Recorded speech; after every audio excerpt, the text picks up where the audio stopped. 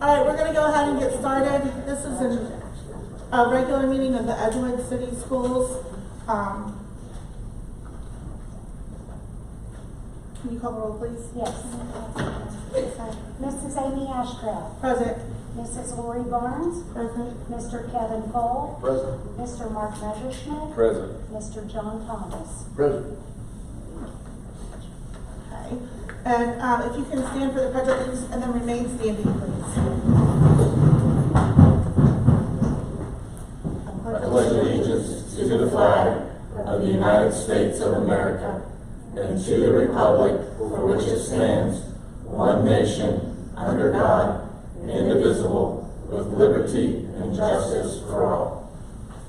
We have Ms. Jeannie Rollins from the Edgewood Ministerial Association. Good evening, everyone. Thank you for the opportunity. Let's pray. Father God, we come to you this evening with praise. We praise you for the freedom to educate our children and the opportunity to shape the future of our community. We're thankful to you, God, that we can be unified in this purpose to serve in the school district. Father, we pray that this board's agenda be aligned with the will that you have for the children of these schools. We pray that each teacher, faculty, staff, and parent be committed to strengthen this community. We lift each person of authority in these buildings and in this board. Father, we pray that each one be filled with wisdom and integrity to carry out the plans you have set. We pray a hedge of protection be fortified around this district. Thank you, Lord, for your ever-present safety and protection to each student and classroom. Father, we submit this business agenda to you. Let every good thing come to pass with grace and mercy, and may every plan of malice or deceit be uncovered and replaced with truth and honor to the blessing of the children in our care. In Jesus' name we pray. Amen. Amen. Thank you.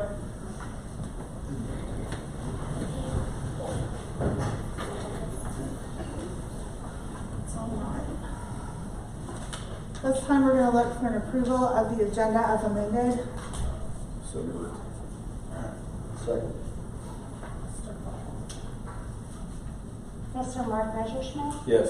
Mr. Kevin Cole. Yes. Mrs. Amy Ashcraft. Yes. Mrs. Lori Barnes. Yes. Mr. John Thomas. Yes. Motion carries 5-0. Okay, now we have some presentations. Mr. David Fair from the Butler County Development.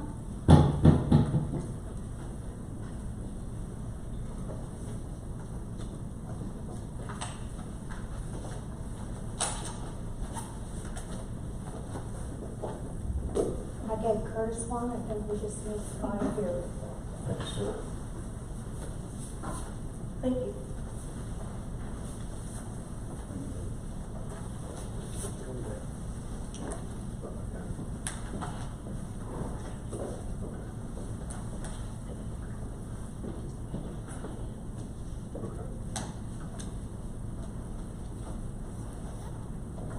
Thank you for your time this evening. Once again, David Fair, Development Director for Butler County, representing the Board of County Commissioners.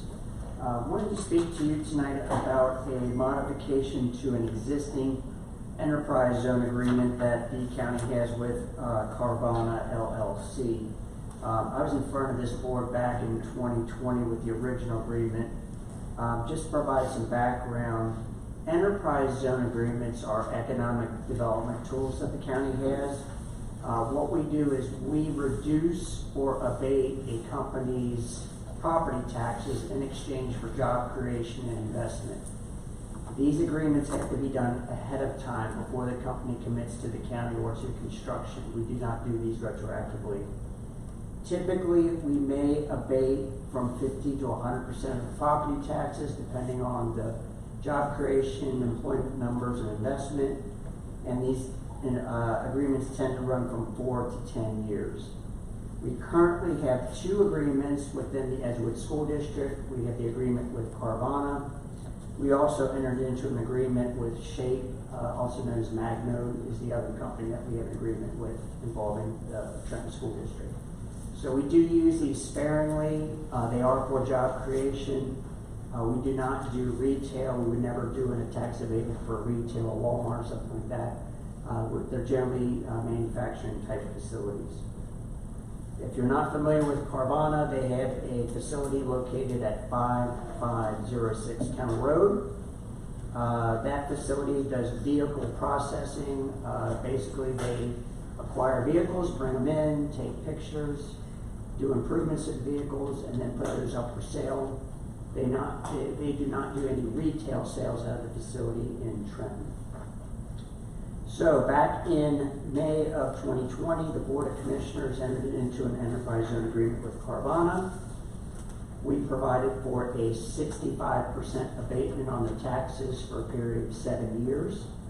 And in exchange, Carvana agreed to invest $35 million in a new facility, approximately 200,000 square feet in size, and create up to 400 jobs within a 3-year period.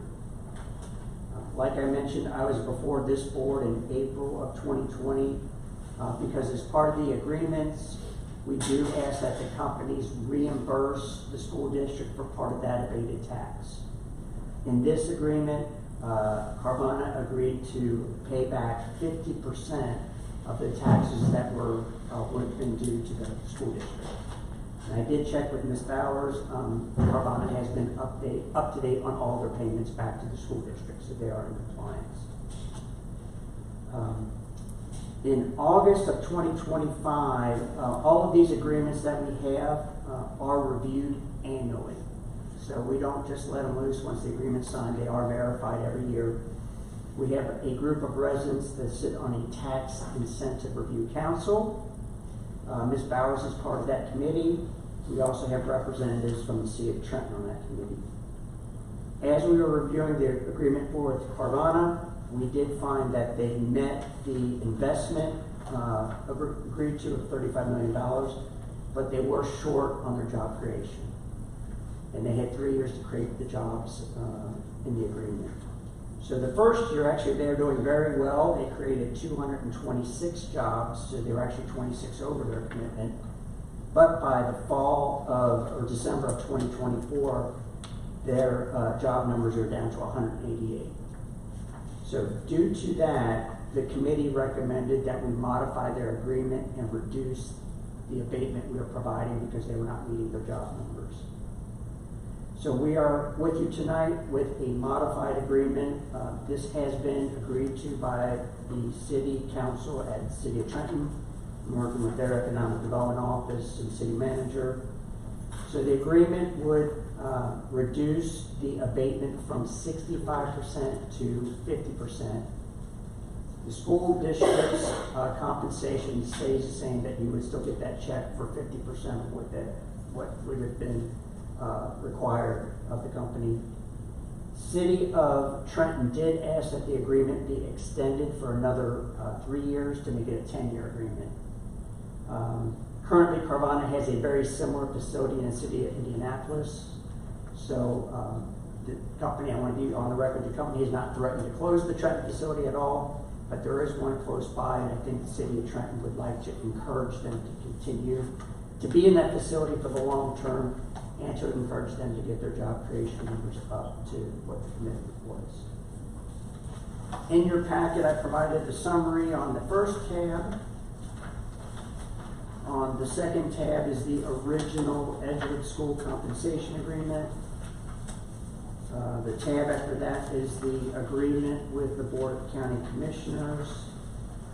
And then the last tab is the proposed amendment to the Enterprise Zone Agreement. So the reason for myself being here tonight is the ask is because you entered into an enterprise zone agreement, that agreement with the school does need to be modified. So we are asking that Edgewood Schools modify your agreement from the 7 years and extend it out to 10 years. So that would be item number 1.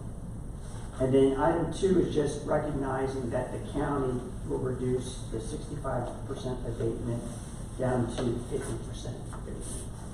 So those are the 2 items that we would like modified in the agreement. If that's agreeable to the board, if you're able to vote on that tonight, or if that needs to be at a future meeting, I understand.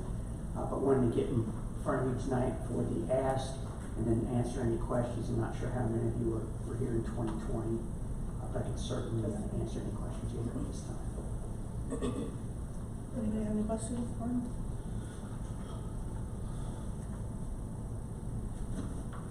don't think we have any. And then, like I said, if it's agreeable to the board, if you're comfortable making a motion to approve those two modifications, I'd appreciate it. Or like I said, if that needs to be a later date, I understand that. Okay.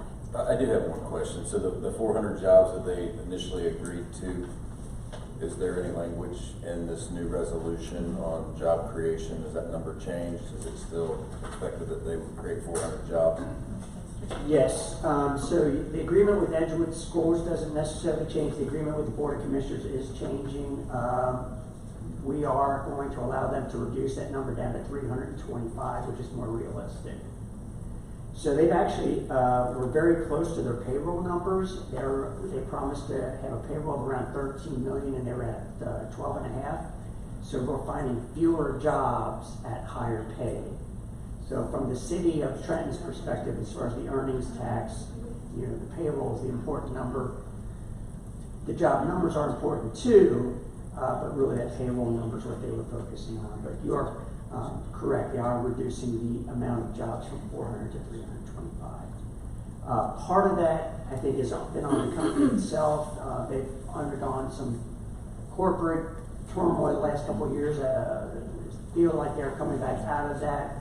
And they are, I believe they are hosting a job fair because part of their challenge has been actually finding the employees. It's not that they don't want to bring people on, they have had challenges finding employees also. How many facilities, and you may not know this, you said there's one in Indianapolis. How many do they have across the country that are like the one here in Trenton? I would hate to guess on that. They seem like they have at least one processing center in every sort of urbanized area. Okay. So I would probably 40, 50 of these centers across the U.S. Something like that. Okay.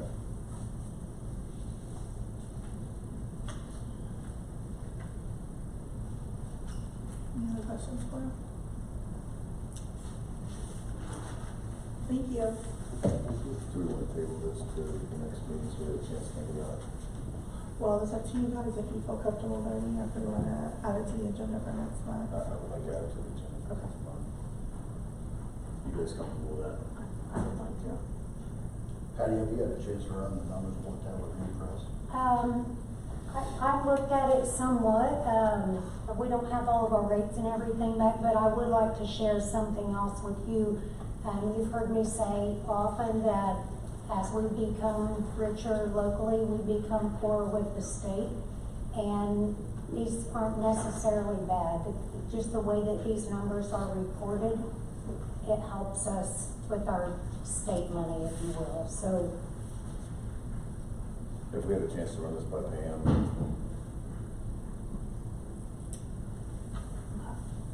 That's why I think I want to table it, just sure, have her look at it. You guys cool with that? add it as an agenda item for, okay, So we'll vote on that in our March meeting, which is March 23rd. yes.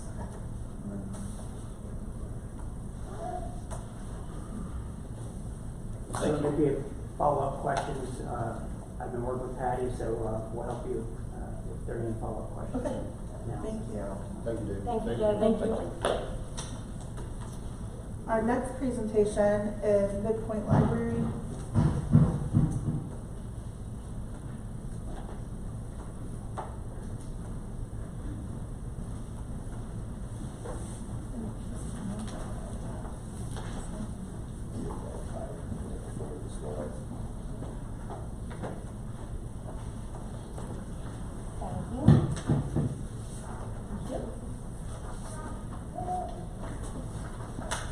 Hello, everybody. Thanks for having us. My name is Travis Strauss, and I'm the CEO of the Midpoint Library System. I'm here tonight with a couple of my team members. We have Carrie Dillman passing out handouts, and Ali Dalavoa, both from our Community Engagement Department.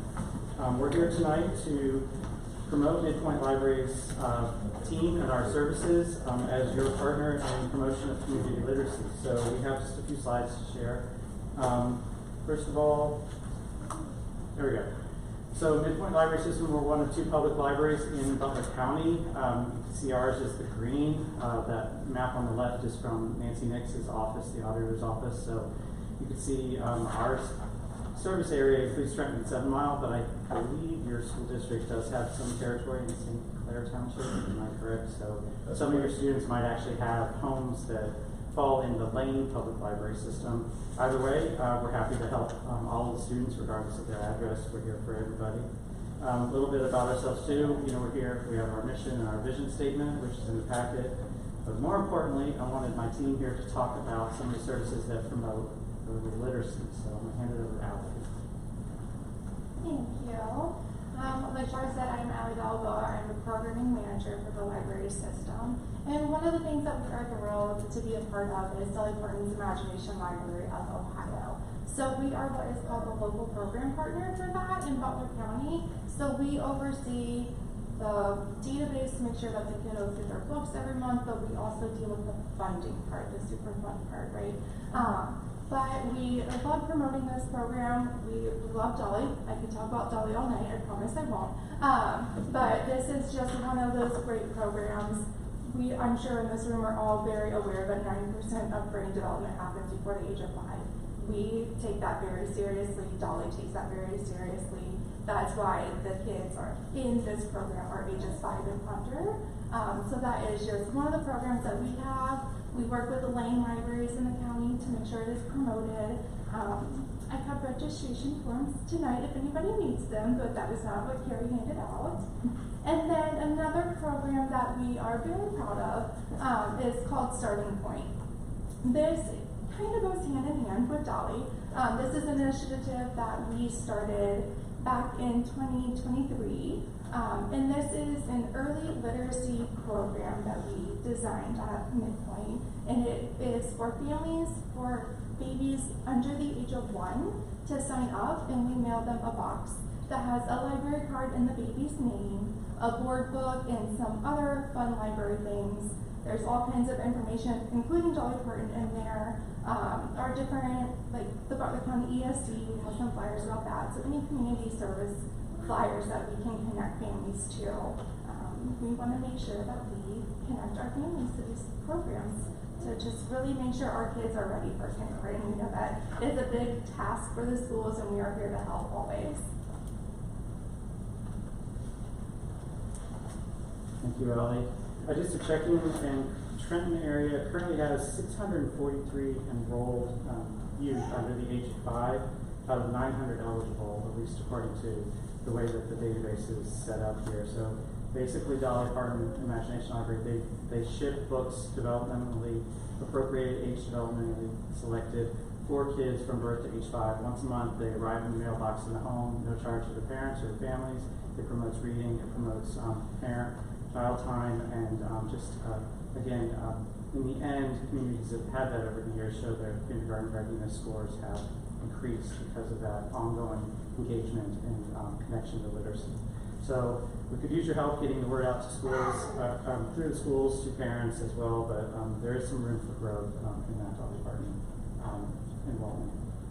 In addition, once they do reach an age where they're reading a little more on their own, if they're struggling, we do have other resources besides just traditional books. These are just a few examples where you can connect the audio with the visual as well. So there are some of these other resources too for early readers who are still looking to develop their skills. And I'm going to turn it over to Carrie here to talk about some other ideas that we might have. Sure.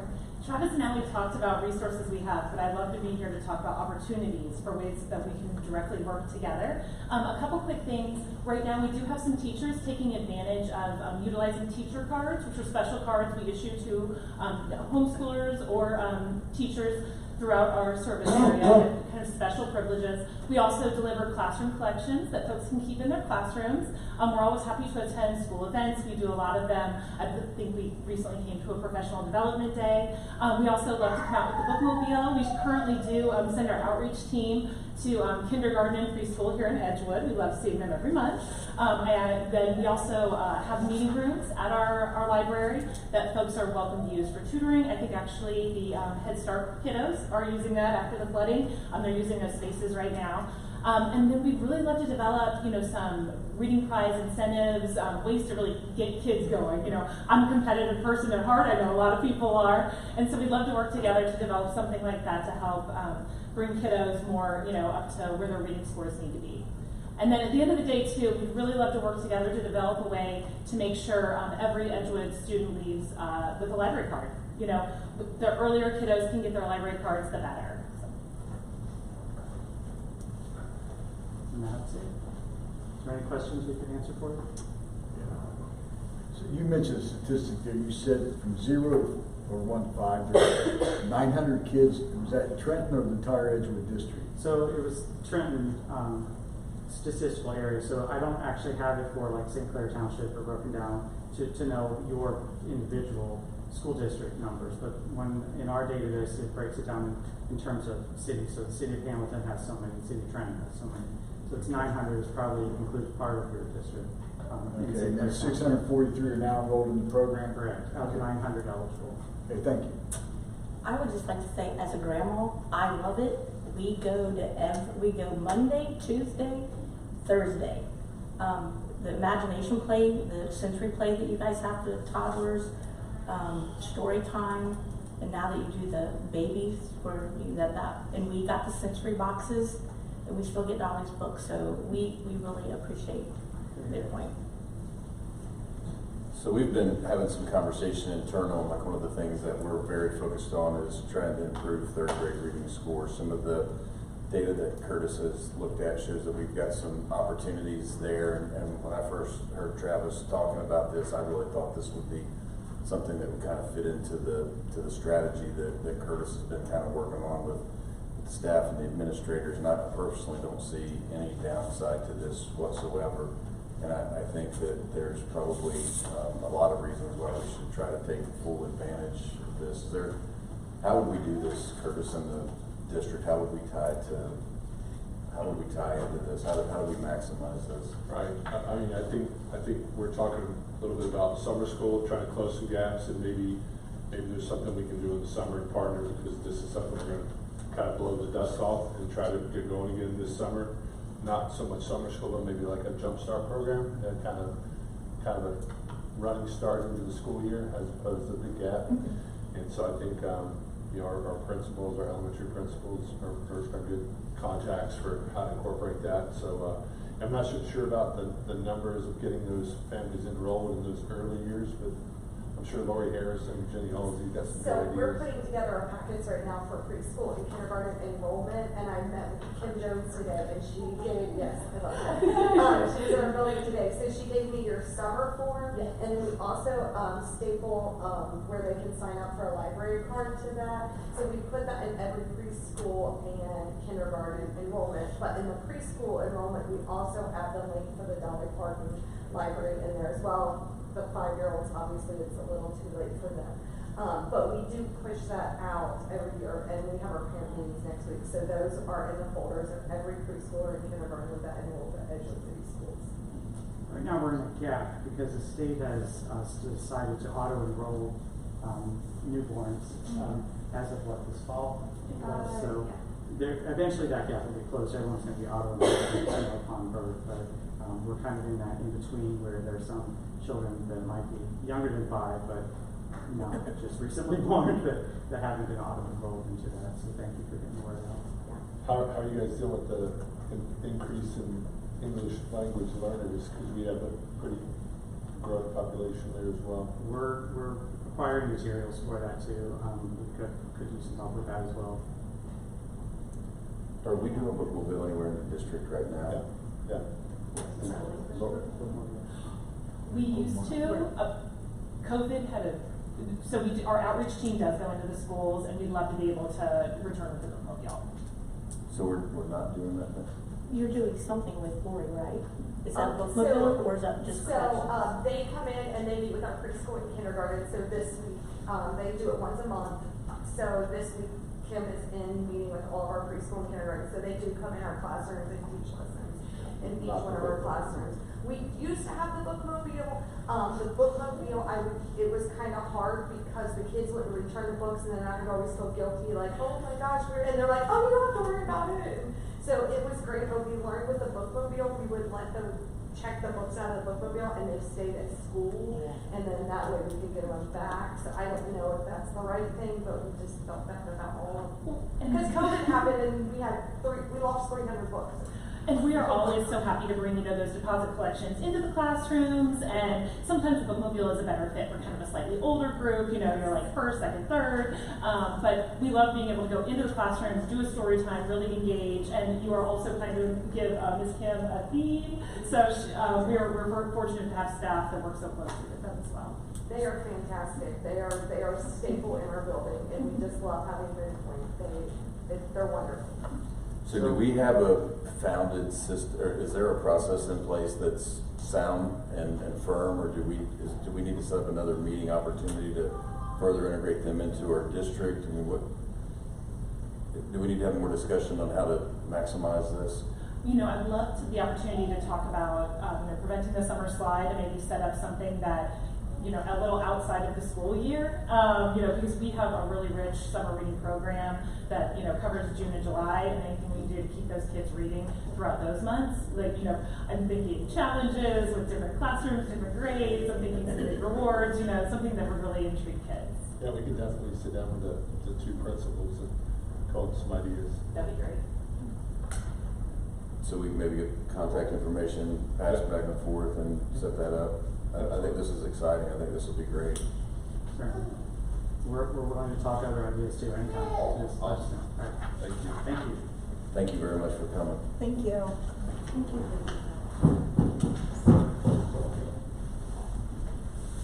Okay, next we have a presentation from Chartwells.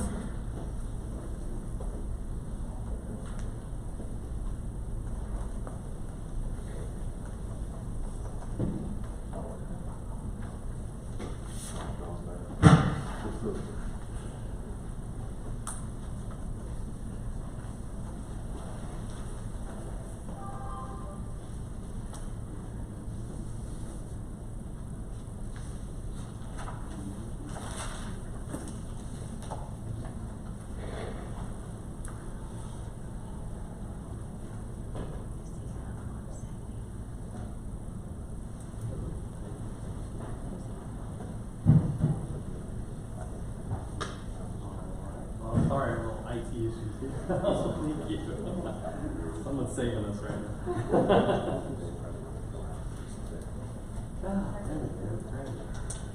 All right. Well, thank you for having us here. We are Chartwells, and beginning this year, we partnered up to help manage your food service department. So I wanted to kind of give you a mid-year update on how things are going. Just do a quick introduction. I'm Will King. I'm the area director for Chartwells for Ohio and Kentucky.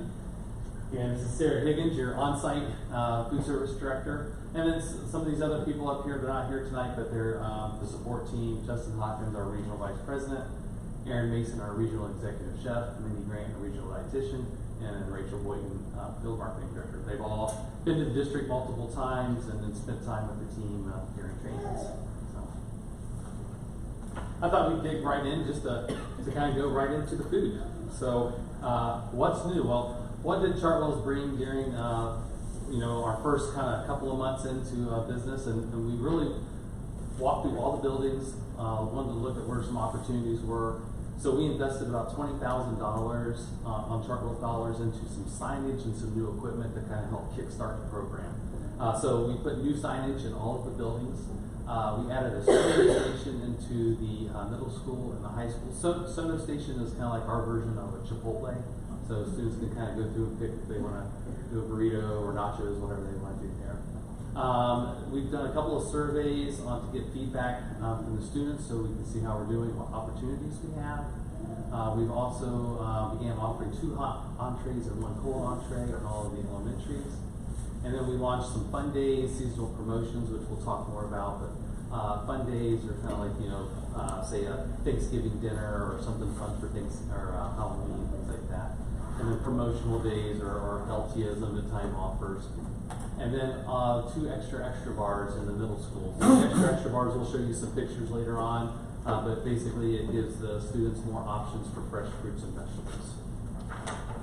So I'm going to turn it over to Sarah real quick. She's going to talk about the survey and then go over some pictures of the schools. Thank you, Will. So on February 4th, I went over to the middle school, and I just thought it would be a perfect opportunity to just do one-on-one with students at lunchtime, talk face-to-face to see how the food is. I had an overwhelming response of very positive feedback overall with the taste, the variety, flavor of the food. Some popular items that several kids mentioned are their favorites is the tater tots. They absolutely love the addition of the Sono bar station that we put in December. Buffalo chicken dip, pulled pork sandwiches with the homemade barbecue sauce, nachos. They really like the comfort food over there as well. We do like a chicken mashed potato bowl, and we did like a turkey meal for Thanksgiving time, but they really like those meals. We do have opportunities of improvement. That's just more of the training and product consistency, which is just making sure we're batch cooking, make sure we know the numbers that we're serving, so we don't have issues with buns or fries getting on the harder side. It's a matter of being consistent with our batch cooking. Opportunities, the kids, they want to see more fresh fruits and vegetables and salad variety. They like the fresh things offered. They like spicy things, and they like a lot of comfort food that I noticed when I did this survey with them. We're going to continue listening to the kids and the staff, and that's how we're going to create our menu, because it's for Edgewood students, and we want to put on the menu what they want to eat. This is kind of hard to read, but there's a handout provided. These are just a few of the changes that the students requested or the staff requested to do. Just simple little things like adding shredded cheese to the Sono station, so they have a choice of queso and shredded cheese. On-the-go options, we do salad, fresh meat parfaits, some kind of fun lunch item, and a sandwich offered every day, but it's the same one throughout each week, so it's a little easier on the staff, and we change it up week by week. That's just a few things. I don't want to read the whole thing. You guys have a handout available. It's the little things that make a big difference on the menu. I did thought it was very important to take the opportunity to show pictures of each school. So you guys can see some of the pictures before and then after. The top picture up here is a picture before school started. We have added the signage above the servery to just kind of brighten the look of the cafeteria. The staff over there is phenomenal. They do like different themes for the seasons, decorate for winters. The picture with the winter background, that's what the line currently looks like. They did Thanksgiving. Just a lot of good fresh fruits and vegetables just offered every day to the kiddos. Over here is Discovery Kitchen. Discovery Kitchen is just one of our programs that we like to do. It promotes kids to be able to try something new. I also do provide the recipe so the kids can take that recipe home. I provide it to the administration so they can send it out to the kiddos. Something fun, easy, they get a chance to try it at school and then take it home with them. It was very fun to do, to see the kids' expressions, and a lot of the kids were at seconds, which is a good feeling. Primary school, we did add a welcome signage, welcome to the Cougar Cafe. You can kind of see the difference. It really lightens up the area. Also, I don't have the greatest pictures, but you can see on the side wall, we added those food signs just to brighten that servery up. And down there is like apricots and grapes. Those are things that the kids serve themselves every day, some kind of fresh fruit, vegetable items. Intermediate school, we did add the welcome signage, the bottom picture is what it looked like before. We added food signage pictures around the servery. In the right corner, there is a picture of the kids actually serving themselves fruits and vegetables, and they do a great job doing this. The picture of the girl, this was Halloween. We did run hot dog mummies just for fun for Halloween at all the schools. Another fun thing we did was the Thanksgiving meal. We offered homemade pumpkin muffin tops. We did homemade stuffing, and got, of course, your green beef casserole and mashed potatoes. Middle picture, we're doing a breakfast promotion right now, so each week we're trying to offer breakfast for lunch. They love the cinnamon rolls. The last picture over here was the National Pizza Day, February 9th. We offer flatbread pizza. We offer round pizzas every Friday at the elementary, so it was just something kind of different for Special Pizza Day. Middle school, we did a lot of changes at the middle school. We added a lot of signage. We added the extra bars, We rearranged the middle school a couple times just to see what the best flow was going to be for the students to come through. The signage, the ceiling signage we just added recently at the end of December, it really brightened up the cafeteria. You can see the extra bars in the larger picture. That's something Chartwell's invested in to really promote the fresh fruits and vegetables. Soda station, we added that in December. Basically we start the hot item and then the kids at the extra station, their garnishes on. And then here's just some pictures of the sides, the bars filled up. You can see the garnishes for the soda station, and on the other side is garnishes for sandwiches. Since they have two separate cafeteria areas, we just made a fit each area that is perfect for each station. And then they got the fresh fruits and vegetables. The register, we made it as a double-sided register, so the kids could come out a little quicker, so they had more time to eat their food. And then there's just a side view of the serving line. This is a high school. They do a wonderful job with their food. Presentation is very, very good. The top is the soda station offered every day. The middle picture from the top, that's our parade station. That was a breakfast day. The other picture up there is our grilled station, which we offer fries and sandwiches, 3 different kinds of sandwiches every day. Pizzas, we offer pepperoni cheese every day with a special. The corner one is just a picture of the overall survey. It really looks nice at the high school, so we didn't add too much signage over there, but we did add station signage menus so they can see what was being offered every day. The middle bottom picture is a picture of just the breakfast that we offer, and then more fruits and vegetables.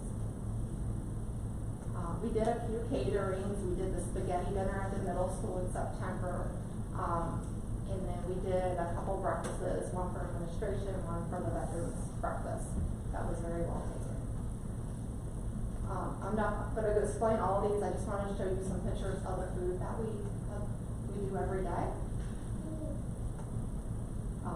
The top corner is the Nashville hot chicken sandwich, which has been a huge hit for the secondary schools.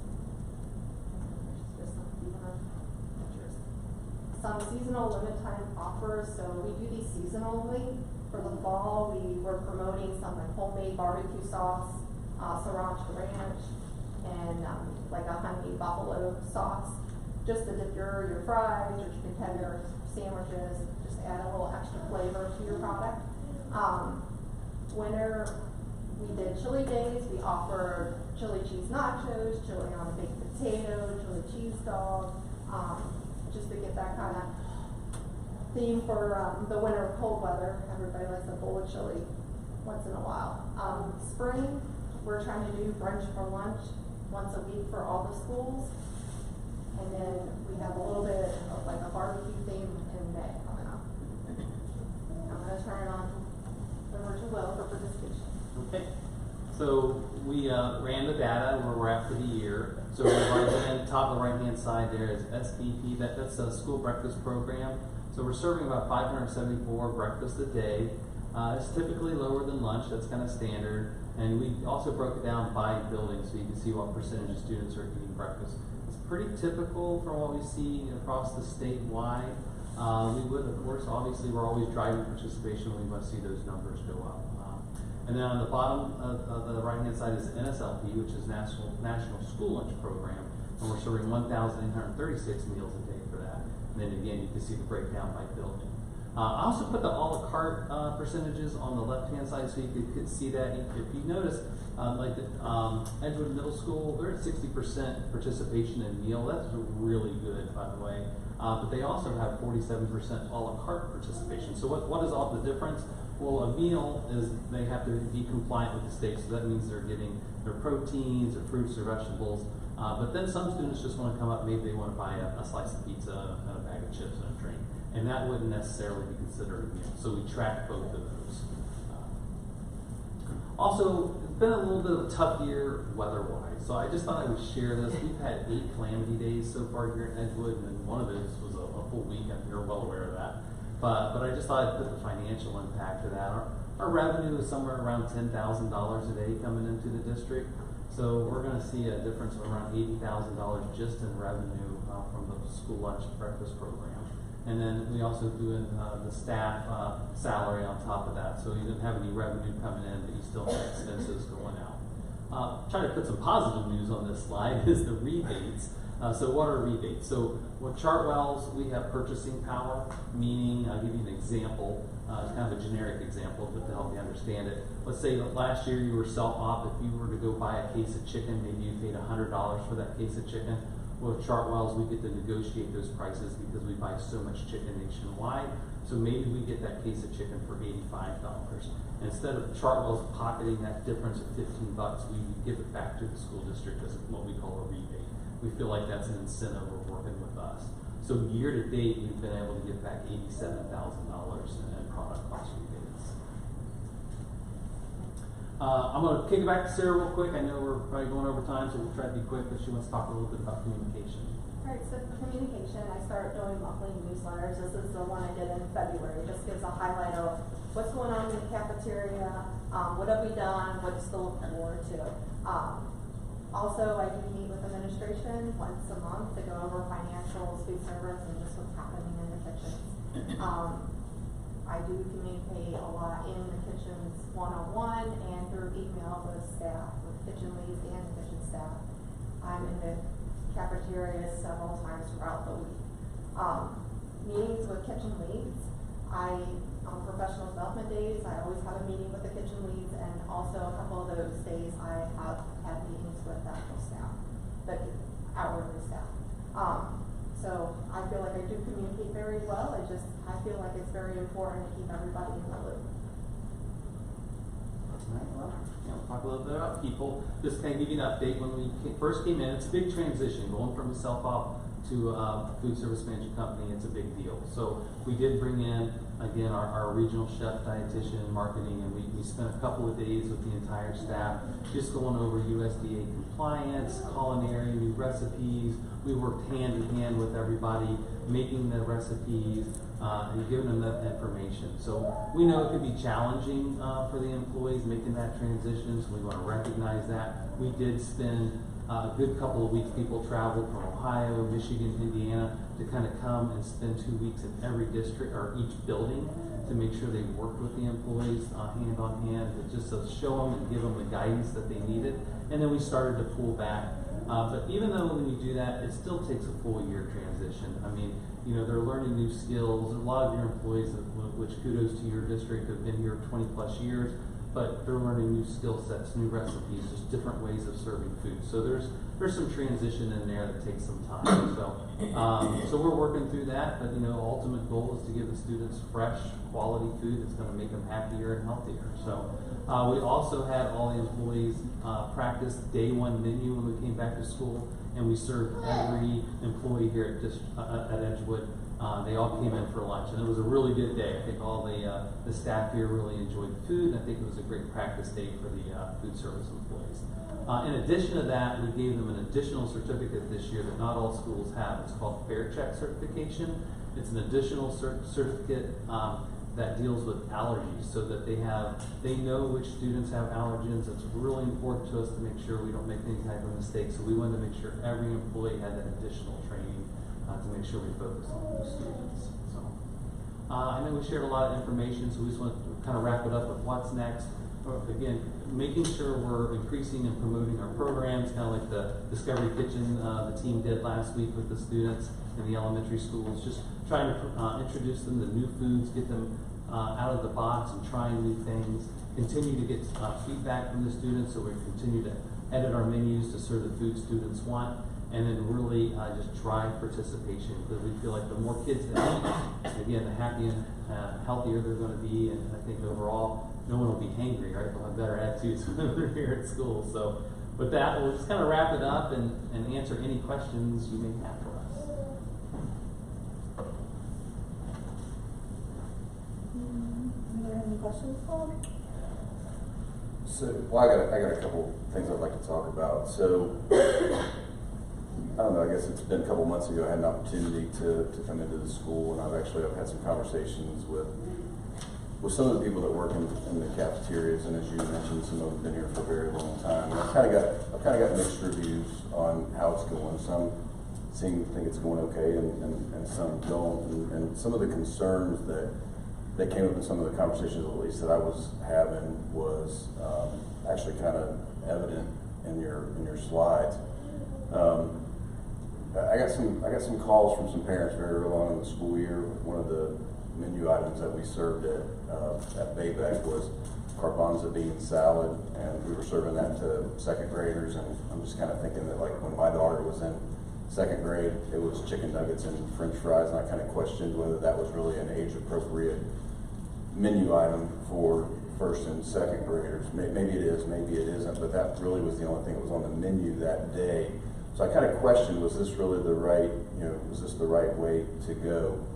And you talked about presentation multiple times, and in your slides there's pictures of food sitting out underneath heat lamps. And some of the feedback that I got from staff is that a lot of the kids were complaining that the food was hard because it gets dried out because it's under the heat. And on that one particular day when I was visiting the schools, I got an opportunity to go to a student advisory council, and the students were actually eating lunch while I was there. And a lot of the things that I had heard from people that work actually in the cafeteria about maybe not age appropriate or maybe not items that the students were eating, I was hearing that echoed from the students. And some of the things in terms of presentation, bread being really hard, the food being dried out from sitting under the heat lamps, I was also getting that same feedback from the students. I actually had a student tell me that if you put enough ketchup on it, the bread gets soft again, and I'm not really sure that that's what we want happening, right? So, sure. We're about halfway through this, and I'll be very honest with you, I was very reluctant in the very beginning to outsource our cafeteria service because we had did this internal for a very, very long time, and obviously it was very appealing because it looked like it came at a cost savings. And we very much appreciate the fact that it does. You do have the purchasing power to buy so much. But we're just over the halfway point, and I think we still have some opportunities with some of the menu stuff. You talked about that in here, and some of the presentation stuff, and maybe that's important. But if it's making it to where the kids aren't eating it, I don't know that really is doing what we want it to do. So I do think we've got some opportunities to kind of fix some of these things, and I'd be glad to go into more examples if you'd like. But you talked about some of the reducing the bean items and replacing them with different kind of menu items. When you talk about going forward, we're just a few months left before we're going to be talking about renewing contracts and things like that. And what I would really like to see is what we're going to do that would be different next year to address some of these concerns. Just being very honest and put it out there, because as you said, we've got employees that's been here for a very long time. And when I've got an employee that's been here for 20 plus years telling me that there's opportunities that they're bringing up that are not being listened to or not being acted on, it kind of concerns me a little bit. These people know what these kids eat. They've been doing it, a long time, and some of these kids this may be the only real good meal they get, during the day. So we want to make sure that they're getting plenty to eat and they're leaving out of here, full and feel good about what they're getting. So I would just ask that you guys maybe go back and meet with these employees across all the buildings and really give them an opportunity to give you some feedback. And if it means changing some things in terms of presentation, I would ask that we consider doing that. If it means changing some of the menu items, I would ask that we consider doing those kinds of things. Because I don't think what we've got right now is bad. I just don't think it's as good as it could be. And I would kind of like to just give you that feedback while we've still got time to make changes before we have to start talking about whether we're going to do this again for next year or not. Well, I think feedback's important, and I think it's also important to get multiple perspectives, right? So I think you can have a perspective from a food service employee versus a perspective from your students and perspective from the board, right? So there's lots of perspectives of what is the right menu items, what's the wrong menu items. So we do that. We do put a garbanzo bean salad out there because we also know students' palates are a lot more different than when you and I were children and young going to school. And so we try those things. And if they're not good, absolutely, we want to take them off. We want to offer food that students want. So that's why Sarah goes out and gets that feedback. I mean, again, she probably did a one-on-one survey for 100 middle school students, and I'd say 99% was very positive feedback. So as far as product quality, we're all about product quality. If there's a dry bun or a piece of chicken tender that's dry, that's us working with that staff to understand what is batch cooking. So batch cooking is cooking throughout the shift, right? Cooking, so each student that comes in, each lunch line that comes in, they are getting fresh chicken tenders. They are getting a sandwich that hasn't been sitting there for 3 lunch periods. So that is our focus. That's something that Sarah does. She works with the team to try to, make sure that she's implementing and the team implements that for freshness and quality. Because again, we're just a management company, so we have to work with the team here, the employees of Edgewood City Schools, so that they understand that too, and we all have the same goal, the same vision. So absolutely, your feedback is very important, and we want to work towards that. So anything that we can do, again, we want to do another survey that's going to come out this year. We're going to work with sending out an email survey so we can gather all that feedback from the community, so that we can see, is this the right menu mix? Is it the right food that they want to see? We don't want to, our goal is to never offer food that kids don't want to eat. So, that's our number one goal, is to make sure we're getting good quality food out there. Is there anything to add to that? With the garbanzo bean salad, we always offer like 3 vegetables every day, so that would be just one offering. They would have 2 other vegetables to choose from, plus the fruits every single day. And I have asked for a lot of feedback with all the staff. I actually, on the professional development day in January, I went to every building individually so they could just tell me one-on-one any suggestions they would have. I also asked past several months for any feedback, and I've emailed them several times. I've been in the kitchen, like, do you have any suggestions? Because that's what I want to hear. And that's another reason why I went out to the middle school, to see how the food was going and see what they like and what they don't like. And just, I did hear about the hard buns and fries earlier in the school year at the middle school. And I did address that to the staff and try to really tell them, we need to batch cook and watch your numbers. It was kind of hard to predict at the beginning of the school year because we didn't know what to expect. So they were cooking a little bit more than they should, and then things were sitting longer than they should. But I feel like they have a better handle on it. I did try a sandwich the other week. I think last week I went over there and it was the last line. And the bun actually was really soft and the quality was good. That's things that I want to even do even more going to the schools, just spot checking the food. It's a little give and take. We had a lot of hiccups and a lot of challenging this school year, but I want the team to know that, I'm on their side. I'm here to help and support them anyways. And I want to hear this feedback, so I appreciate that a lot. Just curious, why don't we wrap the food? Why don't we wrap sandwiches if they're going to be sitting out like that? What's the reason for not wrapping them? Yeah, we can wrap them. A lot of times students eat with their eyes, just so if you don't know if it's wrapped, you're not really seeing a product. It's just a wrapped burger or a wrapped chicken sandwich. You're not sure what it looks like. So we can actually do that. If that's something the district wants us to do, we'll do it. I'm not saying what you do. I was just curious why we weren't, because it seemed like that was a big sticking point, that we don't wrap the food. And that was one of the reasons it was drying out, and I'm just curious why we didn't do it. But I think it's more of just getting that batch cooking right and putting out the right amount and continuously rotating. So I think it's something we can fix internally, so we still have a good presentation. But if that doesn't work and we have to go to wrapping, well, then we can do that to make sure we protect the quality. So, and I encourage everyone on the board to come, go to the high school, go to the middle school, try the sonar station, have lunch on us. And see what you think about it. I was at the Veterans Day breakfast. It was good. So I echo what you said. It was well received. So I appreciate that. Thank you. Any other questions? I'm good. No, thank you so much. Okay, thanks for having us. Have a good night.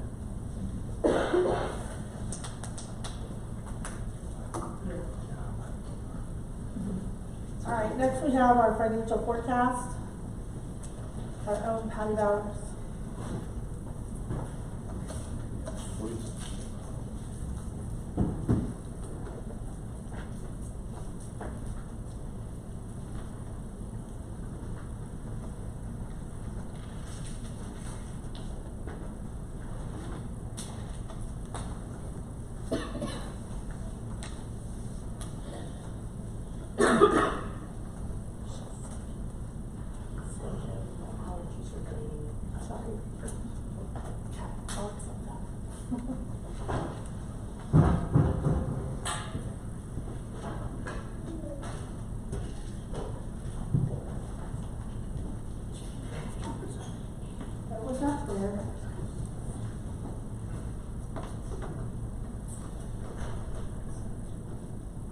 Leave the lights on.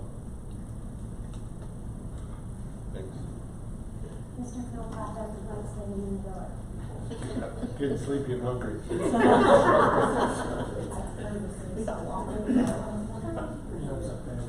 Oh, okay. So you should be able to just admit. Just hangry. Yeah.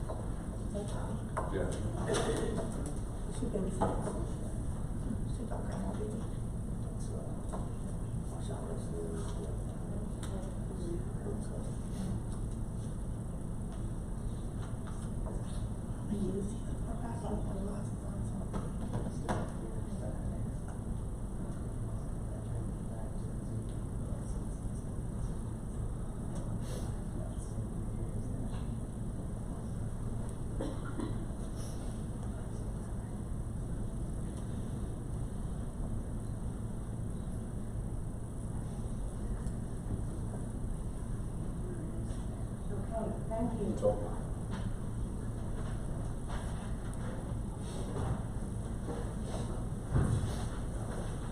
So, as you all know, we are required twice a year to submit a financial forecast. This used to be a 5-year forecast. They're actually still accepting the 5-year this year, but moving forward, it's going to be your current year and 3 additional years. So it's now called a financial forecast, often referred to as a 5-year forecast. I may refer to it as a 5-year tonight, it's not, but I have that, and there's a reason for it. I'll explain that more as we go on.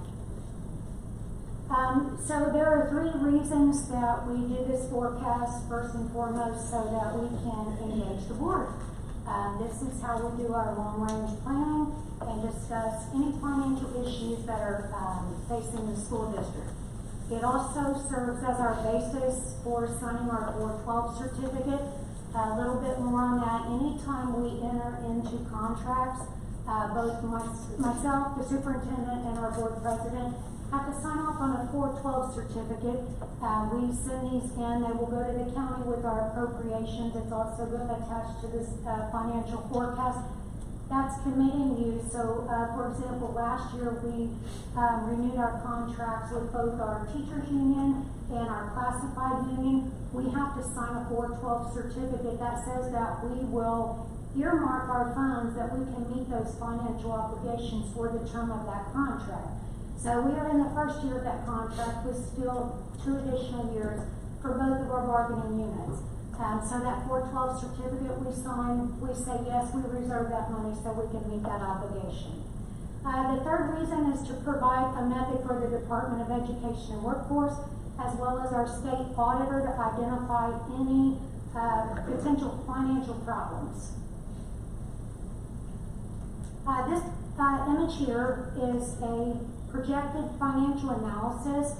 The highest blue bar there on the left, that shows that we started this school year with beginning cash balance with $11 million. We anticipate that we will end with about 10.8. I do want to point out here that anytime you're looking at these financial forecasts, you're only looking at general fund dollars. So the district has a lot of different funds, but the majority of what our operating expenses are come right through this general fund. So we do project that we will have a net loss of about $591,000 this year. I also want to point out that this is a moving target. So we experience things every day. You've probably heard about the flood that we had at the primary building. We've had a combi oven go out at the primary building. We have the steamer out at the early childhood center. So this is a moving target. I could run this forecast every day, and every day it will look different. So I do want to point that out, just so you know, it's a moving target, it can and it will change almost daily. Here you can see our projected revenue analysis. A little bit more than half of our funding comes from the state. Local taxes provide about 39%, all other revenue about 9%. So if you break this down, you can look there in that top section. This is our property tax revenue. About 11 million will come from our property tax revenue. The public utility and personal property tax will be about 5.4 million. The middle section is the projected state funding. You've heard me talk before about restricted and unrestricted funds. So that top line is the unrestricted, 18 million, and then 1.39 million are restricted funds. A little bit about the restricted funds. The state tells us what we can use that for. So it will be earmarked for gifted or special education or transportation. We actually have to identify those funds with special cost centers. We report to the state and show them how we have used that money. And then that third line there is the state share of local tax. So we also have homestead reimbursements and whatnot from the county auditors. Our residents can apply for that, and the state will reimburse some of that. That's what that state share of local taxes is, but it comes from the state and not the county. Then the bottom section is projected all other revenues. This can be anything from interest on our bank accounts, pay to participate fees, anything that is not considered a property tax revenue or monies from the state goes in this last little pot. Now we're going to take a look at expenditures here. Currently our personnel costs about 81% of our budget.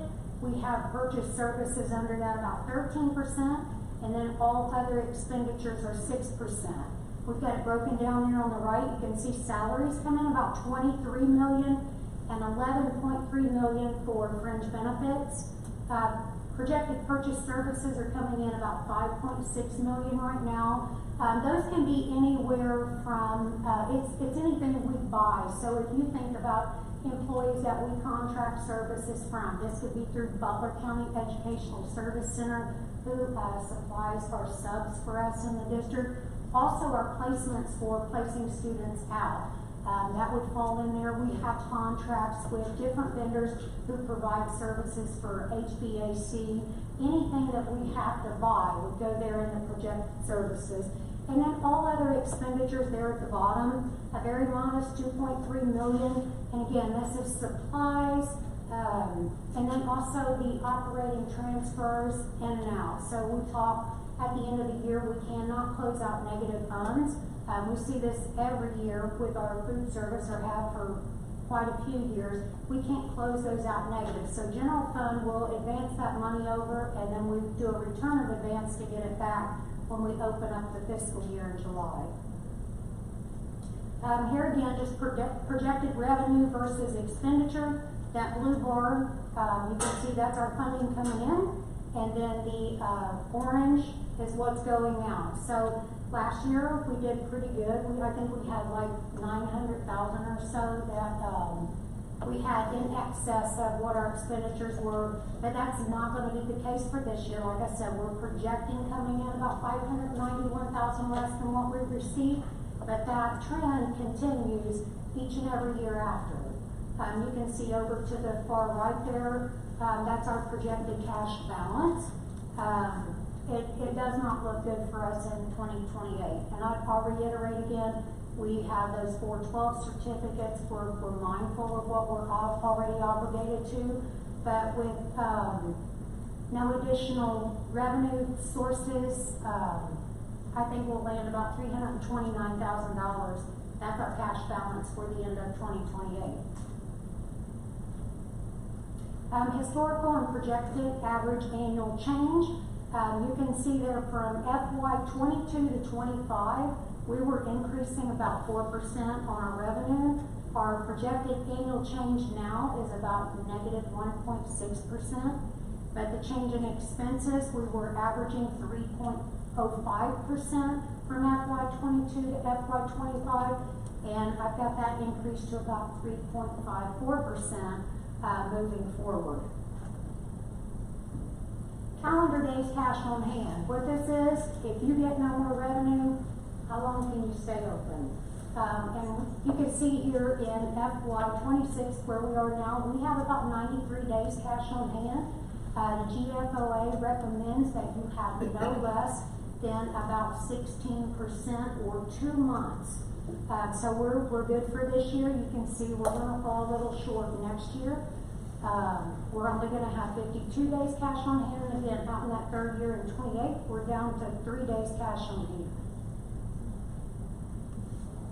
FY 26 district enrollment, and this is funded enrollment, so I want to point out here that we have more than 140 JVS students.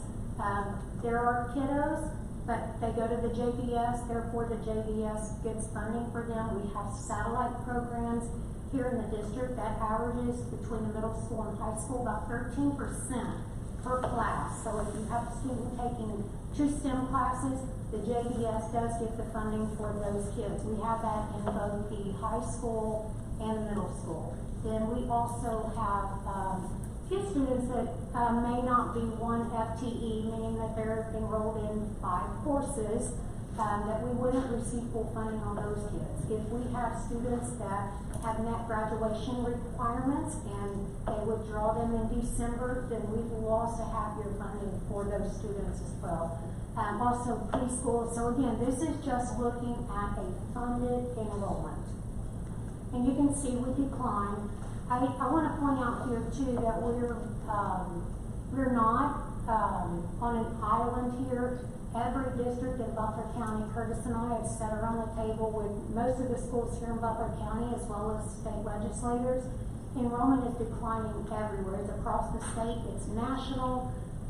Birth rate is even going down. So we're not on an island when we're looking at this declining enrollment. Per pupil general fund expenditures, we've dialed this back here all the way to 2021. You know what inflation is. We were spending about $10,580 a day from the general fund to educate a student. In FY 26, we're at $14,147. And again, this is just general fund expenditures, but it goes up. We're dealing with inflation just like everyone else is dealing with inflation. Daily cost to educate, right now we're at about $79 a day. This is based on a 180-day school year. The software pulls it out like that. But guys, this is a bargain to get these kids in here and provide them an education, keep them in a warm, safe, dry environment. I mean, we do a lot for $79 a day. This is a value. You can see there on the right that state, federal, business, taxes, that covers about 77% of this expense, and the other 23% is on our residents. I have segregated this here. This is the revenues. Just wanted to point out, so you can see there that FY 25, that first column, what our total revenue was.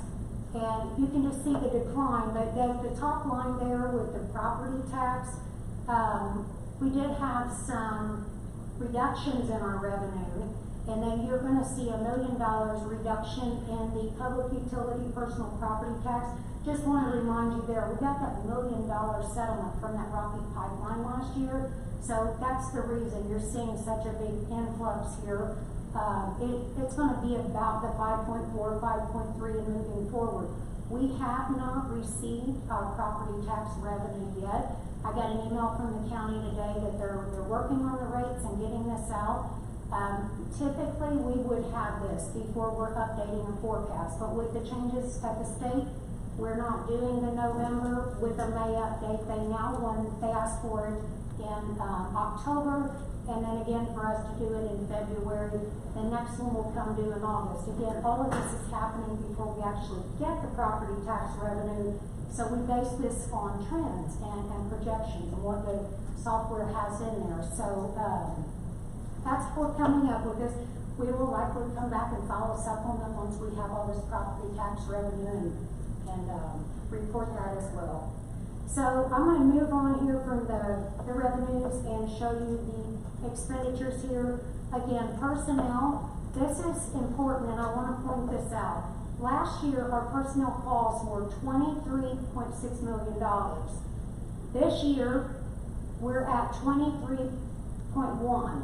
And why I think this is so important is because we have, with our contracts, the staff were entitled to a 3% increase, but we made more than $1 million worth of cuts. Otherwise, this number would likely be $24+ million. So we were able to get that down. And the employee benefits last year came in at 10.9. They're at 11.3. Again, that's modest, but I want to point out again, with the cuts that we've made, we were able to keep it here. Our medical premiums went up 6%. Our dental premiums went up 10%. So I think it's important to point this out, what we have done to be able to get this forecast to where it is today. That third line there is purchase services. We're hoping to come in about $300,000 less this year. Again, moving targets, and as things happen, if we have to bring people in to do things or place kids out, these numbers could change, but we will keep going back and updating. But right now we're about 5.6 million projected. That supply line, we're projecting 1.4 million. You can see it was 1.5 last year. Hoping we can really knock this one out of the park here and land there. We're doing some different things and trying to get better rates on things, if you will. I monitor every requisition and purchase order that comes through that workflow. We're always looking for best cost. So 1.4 million this year. And then the all other objects, you can see about 515,000. This is right in line. This could be dues and fees, things like that. Our bank charges. So we've done very well. You see that 400,000 down there for all other financing uses. Last year, that 491,000, that's what we had to advance to food service to make them whole. We do pull that back in July, but like I said, we can't close it out negative, so we have to offset that and make that fund whole, and then we pull it back in. I'm projecting 400,000. I'm hoping we can make up a lot of ground here. I see that we've had 8 snow days and whatnot, but hopefully we can make up some ground here. These are what we'd like to call over and under, that 6.010 line that you see out there on the forecast. Like I said, we were about $960,000 in revenue more than what we spent last year. But this year, I think we're going to fall about 591,000 short. In 27, 4 million, 6 million in 28. And again, this is because we're not receiving additional revenue. Our expenses are going up, but our revenue is just not keeping up with it. This is the fund balance for the certificate of appropriation. You've heard me talk about that. I'm going to be asking the board for approval on that again tonight. Not that it's much different. I would normally do this in April. We were able to get a couple grants in here. Mr. Philpott applied for one grant, got $40,000. I'm hoping to get a fence back behind the intermediate building. But when these funds come in, we have to have the board approve and accept the funds, so we'll do that tonight. But then we have to submit them to the county and get the county to approve before we can spend the funds. So we'll take care of that tonight and get that done, and hopefully we can get a fence up before the next school year back behind the intermediate building. And again, this is just a quick summary here. You can see that our revenue there in that black bar, and then our expenditures are in the gray, and the gold line going across, that's our cash balance. So our revenue is just not keeping pace with our expenditures, but that's where we are, and we are doing the very best to make the best of the situation and what we have. I did pull up here a couple of House bills. There's actually 4 of them. Something that we have been watching, and this is impacting our revenue. So I don't think that legislation is done with it. We keep hearing more talks about the property tax reform. That House Bill 129, it's revising the 20 mil floor calculations. We were very fortunate that our community actually approved our fixed sum levy with that substitute last year. They didn't used to include these when they calculated our 20 mil floor, and we were able to gain additional revenues from that, growth, if you will. But now that they're including it in the 20 mil floor, we are actually, every 3 years, they will either do a reappraisal or an update, and we are in that reappraisal year here in 26. So this legislation says every tax year after 25, that's when they're going to start looking at this. So again, that's another reason for reduced revenues next year, is because of House Bill 129. I'll point out here, the bottom one as well, this House Bill 96. We lost about $233,000 from this. This is that piggyback tax that they're calling it. So we lost half of it will come in the second half of this year, and then the first half of next year, the other half. And again, this is just the way that taxes are collected.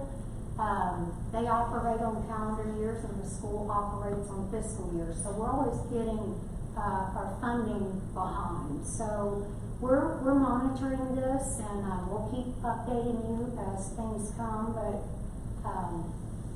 if you don't have any questions, that's all I have to present tonight.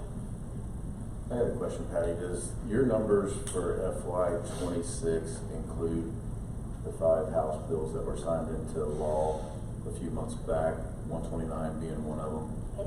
Yes, these 4 here are included in that. So 26 and beyond all shows the 20 mil floor. Yes. And I want to point out 2 other things here. So you heard me talk about our negotiated agreements with both of our, and I want to point this out because that's 81% of our budget. The 2% for fiscal 27 and 28 are in here for both bargaining units. And I have also included 6 staff members. I'm going to let Mr. Philpott talk more about this, but just some things that positions or whatnot that we didn't backfill, and some.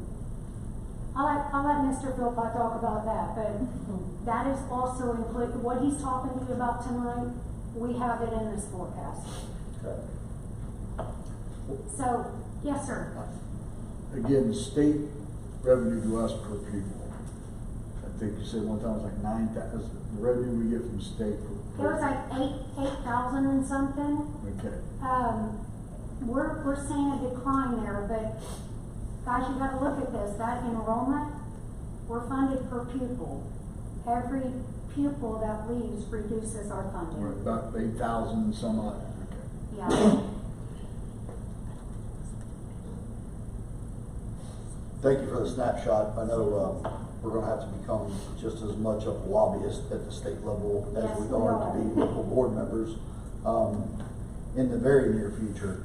And there's a lot of uncertainty, I think, in some of our initial new school board member training. I mean, there was really no rhyme or reason why they went from a 5 to a 3, except besides they shared. They know it's almost the running joke that you can't project 5 days out, let alone 5 years out. So there's a lot of uncertainty, and I do appreciate you doing that on, if not a weekly basis, a daily basis, to try to keep us as close as possible. And there's going to be some tough decisions at all levels, as we've heard in the news and media and whatnot. And I do appreciate some of the forethought and some of those things we tried to do to get prepared for this time being. So thank you for all of that. And this is one of the main reasons I wanted to be more involved and engaged in that process. But it is going to be some challenging times for sure. Yeah.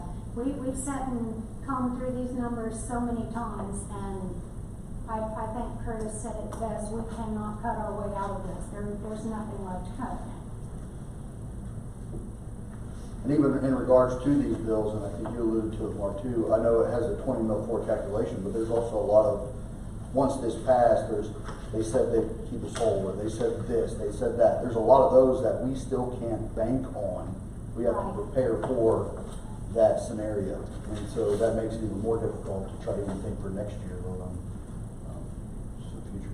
Yeah, if you look at the two leading candidates for governor, they've both got very different opinions on a lot of this stuff with education. And I heard Amy Acton talk about that if she's elected governor, that the voucher program will be something that she does away with. And if she does away with that, that puts $1.1 billion back into the education budget in the state of Ohio. There's over 101,000 kids taking advantage of that voucher program. And if you took that 1.1, you divided that up equally. And I know it's not, but just for reference, if you divided that equally amongst the 600 and however many school districts it is, it's about $1.7 million in additional revenue per year to each of those districts that's affected by it. So you've got that conversation going, but then on the other hand, if you look at Ronald Swamy, if he gets elected, he's going completely in the other direction. So, you know, I think anything that we're talking about right now is fair, is based on a lot of things that we can't predict, because this election it's as far apart in November as it can get. I mean, it's one extreme to the other, and then you still have that Supreme Court ruling that that the voucher program is unconstitutional. So there's just a lot going with this. And if you look at House Bill 129, 8 of the 10 districts in Butler County were at the 20 mil floor. And if you've been watching the news, Hamilton and Fairfield were 2 districts that people thought were pretty much untouchable, and they're making huge cuts in Hamilton. And the future, you know, we don't know what the future would hold for Fairfield if that levy in May doesn't pass, which is a 1.25 earned income. So it's a lot to look at, and right now I think, you know, the best thing for us to do is just stay on course and do the best we can with what we've got, because I don't think we've got enough information right now to make any kind of informed decisions beyond these elections in November.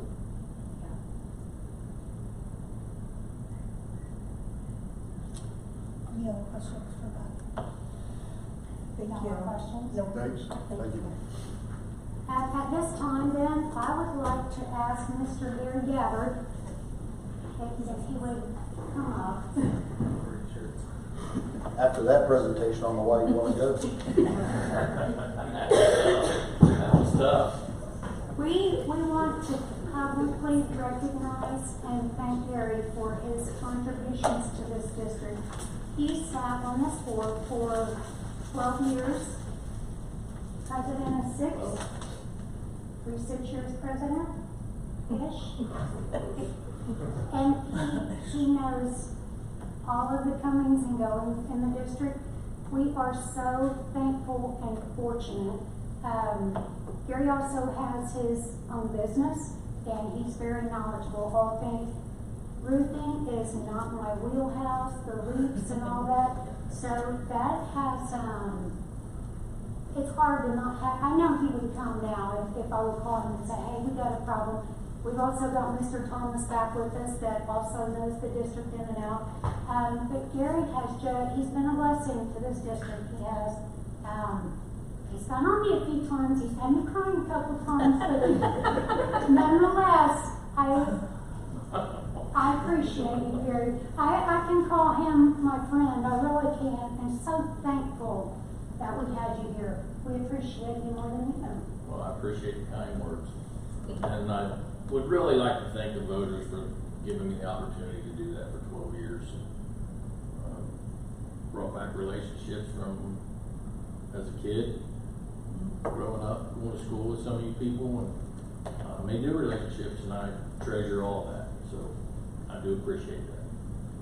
Yep, Gary and I go way back also from Saturday school at Edgewood High School back in the day. I used to be a Saturday school monitor. And, he had pizza delivered one Saturday. I'll never forget that, Gary. But I was proud of him, watching him grow up and become the man that he is. And when I wasn't at Edgewood, I was in other districts watching him be on the board and lead the district. And then you know, he reached out. We stayed in touch over the years. We stayed in touch because we were close, and he reached out to me and brought me back, and I'm grateful for that, because this is where I belonged, and even though I was gone for 24 years, it never felt like I should have done that. I'm glad to be back, and I'm back to Gary. And like I said, he's more than just my board president, my boss. He's a buddy of mine too. So I'm gonna miss him, but I appreciate him. Thank you. I appreciate you.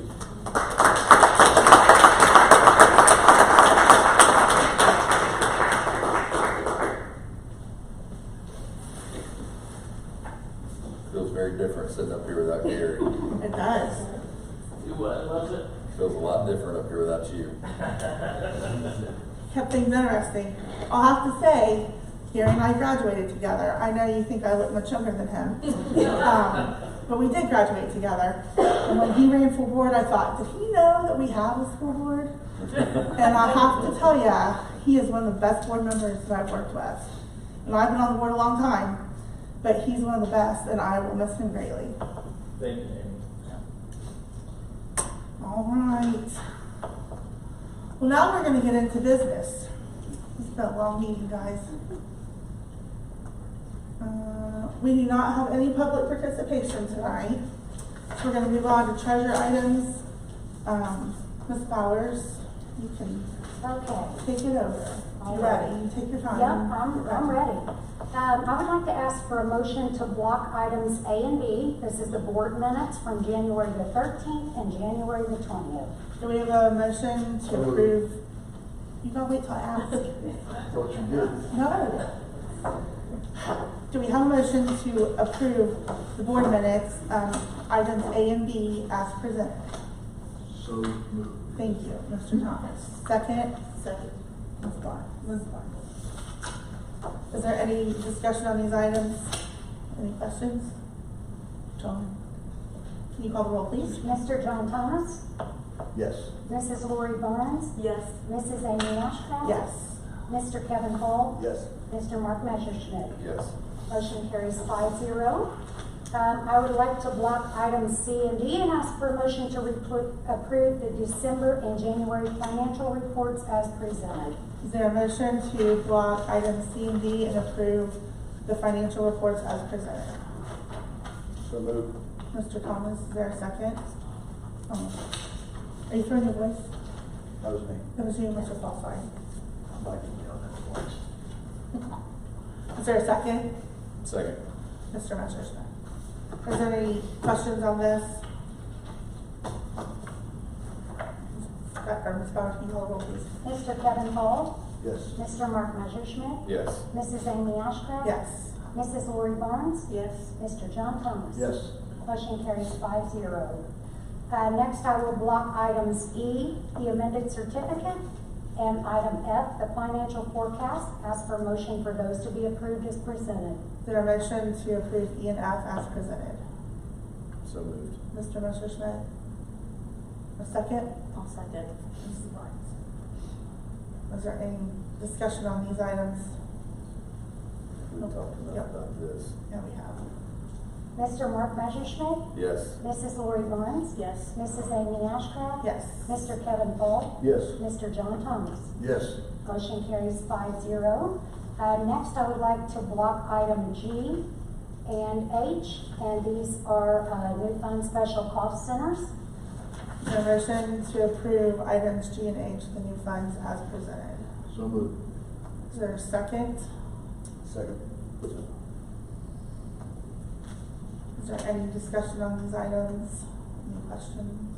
These were the grants that we went out and got, right? Yes. And total $40,000, is that what it is? Curtis had one for $40,000 for the fence. The other one, Summer Brown, high school counselor, applied for it. It's an Ohio Attorney General grant to do some things with social emotional staff PD. How much was that? $13,009. So $53,000 in additional revenue by applying for grants. That's pretty good. It's your work. 13,955. Mrs. Bowers, you call the roll, please. Mr. John Thomas? Yes. Mr. Kevin Hall? Yes. Mrs. Amy Ashcraft? Yes. Mrs. Lori Barnes? Yes. Mr. Mark Messerschmidt? Yes. Motion carries 5-0. Next, I would like to block item A and J and ask for a motion to approve 2 quotes from C&T Design. Is there a motion to approve items I and J, the two quotes for the equipment, the kitchens, as presented? So moved. Mr. Fall, is there a second? Second. Mrs. Marsh. So when they present it, sometimes they'll invest in signage or this or that, like how does that work between, is it physical assets that we purchase versus what they provide and purchase, or how does all that break down versus what? Chartwell's is not required to maintain our equipment, and we have some pretty old equipment. I would like to charge these to PI and not hit our general fund with it, but they're definitely needed. We may have to have just a little bit of electrical work to accommodate when we had someone come out and look. And I think one of our breakers was only 48, and it needed to be 50 or something. So we need a little bit of work. It's just our equipment is so old that we can't get parts for them. But you will run through PI, right? Yeah, why wouldn't it be? That's what I want to do, yes. Okay, I was gonna say, Oh, you yeah. acted like you were up in the air. Okay. Oh, no, Okay. no. All right. That's what I was asking too, where we wouldn't. We want to do this in, But their contract with us does not involve purchasing or repairing equipment. no, They did some things voluntarily. on their own with the signs and, It was complimentary of their menus, to upgrade in hopes of selling more meals. Okay, thank you. Will you call the roll, please? Mr. Kevin Fall, Yes. Mrs. Lori Burns, Yes. Mrs. Amy Ashcraft. Yes. Mr. Mark Messerschmidt. Yes. And Mr. John Thomas. Yes. Motion carries 5-0. Next, I would like to block item K and item L. These are both special service contracts, one to Applied Behavioral and one from Maxim Healthcare. Is there a motion to approve items K and L, the services contracts as presented? So moved. Mr. Messerschmidt, is there a second? I'm sorry, second. Okay, Mr. Thomas. Is there any discussion on these items? On the Maxim one, I understand what it does, but I couldn't find was it a rate or a set amount? We have a preschool student that requires healthcare services, I believe. And Ms. White, can you speak to this? Yes, that's correct. It's on the very last page. There's an attachment that has the hourly rates. This student in particular only comes about 2 hours total a week because she's in preschool. But this company is her home nursing company, so it's continuity of care with home nurses with her all the time to come to school with her. We put the bill only when she's in school. So it's like $65 an hour, I believe. Yeah. Yeah. 65 per hour for the LPN. Okay, thank you. Will this student be all day next year? Will be a half-day preschool classroom student, and is the plan for Okay. building up. Yeah. Okay. Thank you. Can you call the roll, please? Mr. Mark Messerschmidt. Yes. Mr. John Thomas. Yes. Mrs. Amy Ashcraft. Yes. Mrs. Lori Barnes. Yes. Mr. Kevin Folk. Yes. Motion carries 5-0. The next agenda item is donations. We have one $500 donation from the class of 1975 to help with school lunches. $500 from John Landrum to the boys basketball team. $730 from the PTO to Edgewood Early Childhood Center for conference dinners. $1109.27 from the PTO to EIS for conference dinners, and $1,000 from the PTO for EIS to replenish their dojo pin. Is there a motion to approve the donations as presented? So moved. Mr. Fall, Ms. White, second. It's very generous, thank you. We obviously send letters for thank yous out to these people, so we appreciate the donations. I'm sure the teachers appreciate the conference dinners. It's a long night for them. Call the roll, please. Mr. Kevin Fall, Yes. Mrs. Lori Barnes? Yes. Mrs. Amy Ashcraft? Yes. Mr. Mark Messerschmidt? Yes. Mr. John Thomas? Yes. Motion carries 5-0. All right. That is all I have for tonight. That's it for you? That's it. All right, next we have superintendent items. Mr. Phillips. Okay, first item, there are, the Genesis 5, there's actually 3. There were a couple that don't require board approval. They were just regular garden variety field trips. So the 3 that you're approving tonight are overnight trips. We've got 2 Butler Tech program trips, Tech at POSA, and then we've got a corollary trip that actually happened earlier this month, but it was a makeup from a cancellation due to weather in January. We had to cancel a trip in January that you guys approved. They jumped on another competition earlier this month, so you're approving it, backdating it, but it was already pre-approved, just so you understand that. The other trips are forthcoming. We have a motion to approve the 3 overnight field trips as presented. So moved. Mr. Messerschmidt, is there a second? Mrs. Barnes. I didn't talk fast enough. Okay, is there any discussion? I'll call the roll. Mr. Messerschmidt? Yes. Mrs. Barnes? Yes. Amy Ashcraft says yes. Kevin Call? Yes. And Mr. John Thomas? Yes. Okay. That passes 5-0.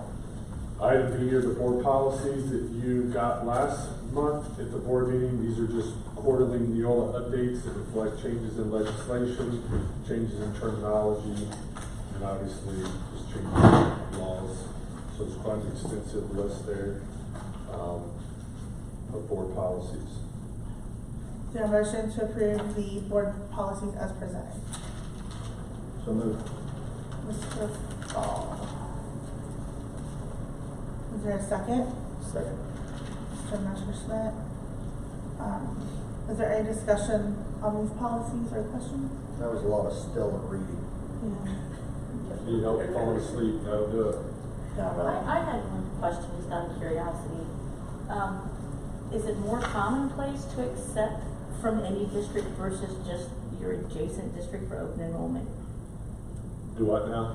On one of the line, on the thing about open enrollment, it talked about, you can either go adjacent districts or any district. Yeah. Which one is more commonplace? Any district, no one just does adjacent. Okay. Yeah. You can do it that way. I always thought it used to be you had to be an adjacent district. Yeah, that was a thing in the past. Years ago, Yeah. I'm dating myself. Yeah. Okay. Now it's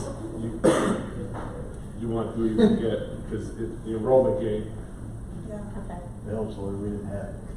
So these policy letters, is there anything that we've modified from Neola in any of these, or are they all Neola approved? Yes. Basic. Boilerplate. Okay. A number of them seemed to rescind a lot. Has there been a bunch of change somewhere that rescinded changed a lot comparatively versus this year versus other years? Yeah, that's just when the White House changes and the parties change and takes a little bit of time. You'll see those things swing back and forth. I think a lot of that social emotional and the other, what was the other? Diversity, equity. Yeah, diversity, equity, a lot of that. Yeah. Any other discussion? Call the roll, please, Mrs. Power. Mr. Kevin Fall? Yes. Mr. Mark Messerschmidt? Yes. Mrs. Amy Ashcraft? Yes. Mrs. Lori Barnes? Yes. Mr. John Thomas? Yes. Motion carries 5-0. The next item, C, is just Edgewood participation in the Ohio High School Athletic Association for the 26-27 school year. So moved. Second. I'm gonna let this one slide. Is there any discussion on this item? It really is only $51 to be a member. It just seems like with everything going up and up, like that was actually a pleasant surprise, and now our membership was only $51. They get other sources of Say revenue. that. Would you call the roll, please, Mrs. Bowers? Mr. John Thomas. Yes. Mr. Kevin Cole. Yes. Mrs. Amy Ashcraft. Yes. Mrs. Lori Barnes. Yes. Mr. Mark Messerschmidt. Yes. Motion carries 5-0. Item B is, each year you have to determine if you want to accept open enrollment students for the following year. So this is for next school year. Recommendation is we continue our policy of accepting open enrollment students from anywhere in the state. And then you also have to make a decision if you want to allow students within your district to do intra-district open enrollment. If you had elementaries that had the same grades, they could apply to go not to their neighborhood school, but to the other elementary school. And we typically have this, even though we've not we did grade banding. So my recommendation is we do accept or allow intra-district open enrollment requests for next year. Is there a motion to approve the open enrollment certification for fiscal year 27 as presented? So, Mr. Messerschmidt, Second. is there a second? second. Mr. Thomas. Is there any discussion, questions? Would you call the roll, please? Mr. Messerschmidt. Yes. Mr. John Thomas. Yes. Mrs. Amy Ashcraft. Yes. Mrs. Lori Barnes. Yes. Mr. Kevin Cole. Yes. Motion carries 5-0. You're up. I'll call you. So I'm just going to go through some thoughts and things we've been working on for next school year to kind of piggyback on what Patty was talking about. I put a slideshow up there. You've got it. I'm not going to go through all these slides word for word, but obviously there's a lot going on with school funding right now in the state of Ohio, and you see what's happening in Hamilton and Fairfield. Hamilton's announced $9 million of cuts, closure of several buildings. Fairfield placed a 1.25 earned income tax levy on the ballot in May. Massive cuts announced if it fails, even catastrophic if it doesn't pass next November. These districts and many others throughout Ohio are facing these financial difficulties as a result of the recently passed legislation. And again, it's legislation designed to head off this grassroots movement to repeal property taxes, to get it on the ballot and have all property taxes repealed. Legislation scrambling to try to stall that by doing their own level of cuts, and I think public schools are kind of the scapegoat for that. So that's what we're seeing, a lot of this legislation. Go ahead to the next slide. So how does this impact Edgewood? I think you just saw in the 5-year forecast, according to the most recent forecast, we're going to receive approximately $1.5 million less in state funding next year as a result of the property tax reform, additional $233 reduction in local property tax due to the Butler County tax rollbacks. So we're going to deficit spend approximately $600 this year, and then projected deficit spend $4.8 million in 2027, $6.1 in fiscal year 2028. When you talk about increasing costs combined with decreased funding, combined with declining enrollment, it's a recipe for disaster for Edgewood, as well as many districts around the state of Ohio. Our enrollment has declined, by about 500 students since 2020. It's projected to decline close to another 500 by 2030. Why is that? Well, population rates in general have declined throughout the nation, and also there's a lot more options for students and families. Homeschooled, we've seen a dramatic increase in homeschooled students over the past 3 years. In 2023 at 80, in 2024 103, and in 2025 131, and so far this year already 150, about 30 kids per year. The big jump came in 2024. That's when they changed the requirements to be homeschooled. You don't have to submit a curriculum. It doesn't have to go through the county. You don't have to submit an assessment plan. You just write a letter to the superintendent. You want to homeschool your kids, and then you're homeschooled. That's fine, but it's just resulted in more people choosing that path. Students can also attend other public schools through open enrollment, just like we have open enrollment policies. Kids can go other districts. Students can also attend community schools or charter schools. Students can attend schools through the Ed Choice program, which are vouchers, which was originally designed for low-performing school districts so kids could get out of the poor-performing districts and get into a higher-performing district. That was expanded to not only impact those districts, but also allow kids to attend private schools. And in recent years, there were changes in the way those rules were written, and we've seen, as Mr. Messer spent, over $1 billion of public funding going to pay for private school tuition for families whose kids never attended public schools. They never couldn't afford private schools. Now we're just paying for them. And then there's also a lot of nice, really strong, powerful, positive Butler Tech programs. They even start as early as the 10th grade. So the end result is declining enrollment.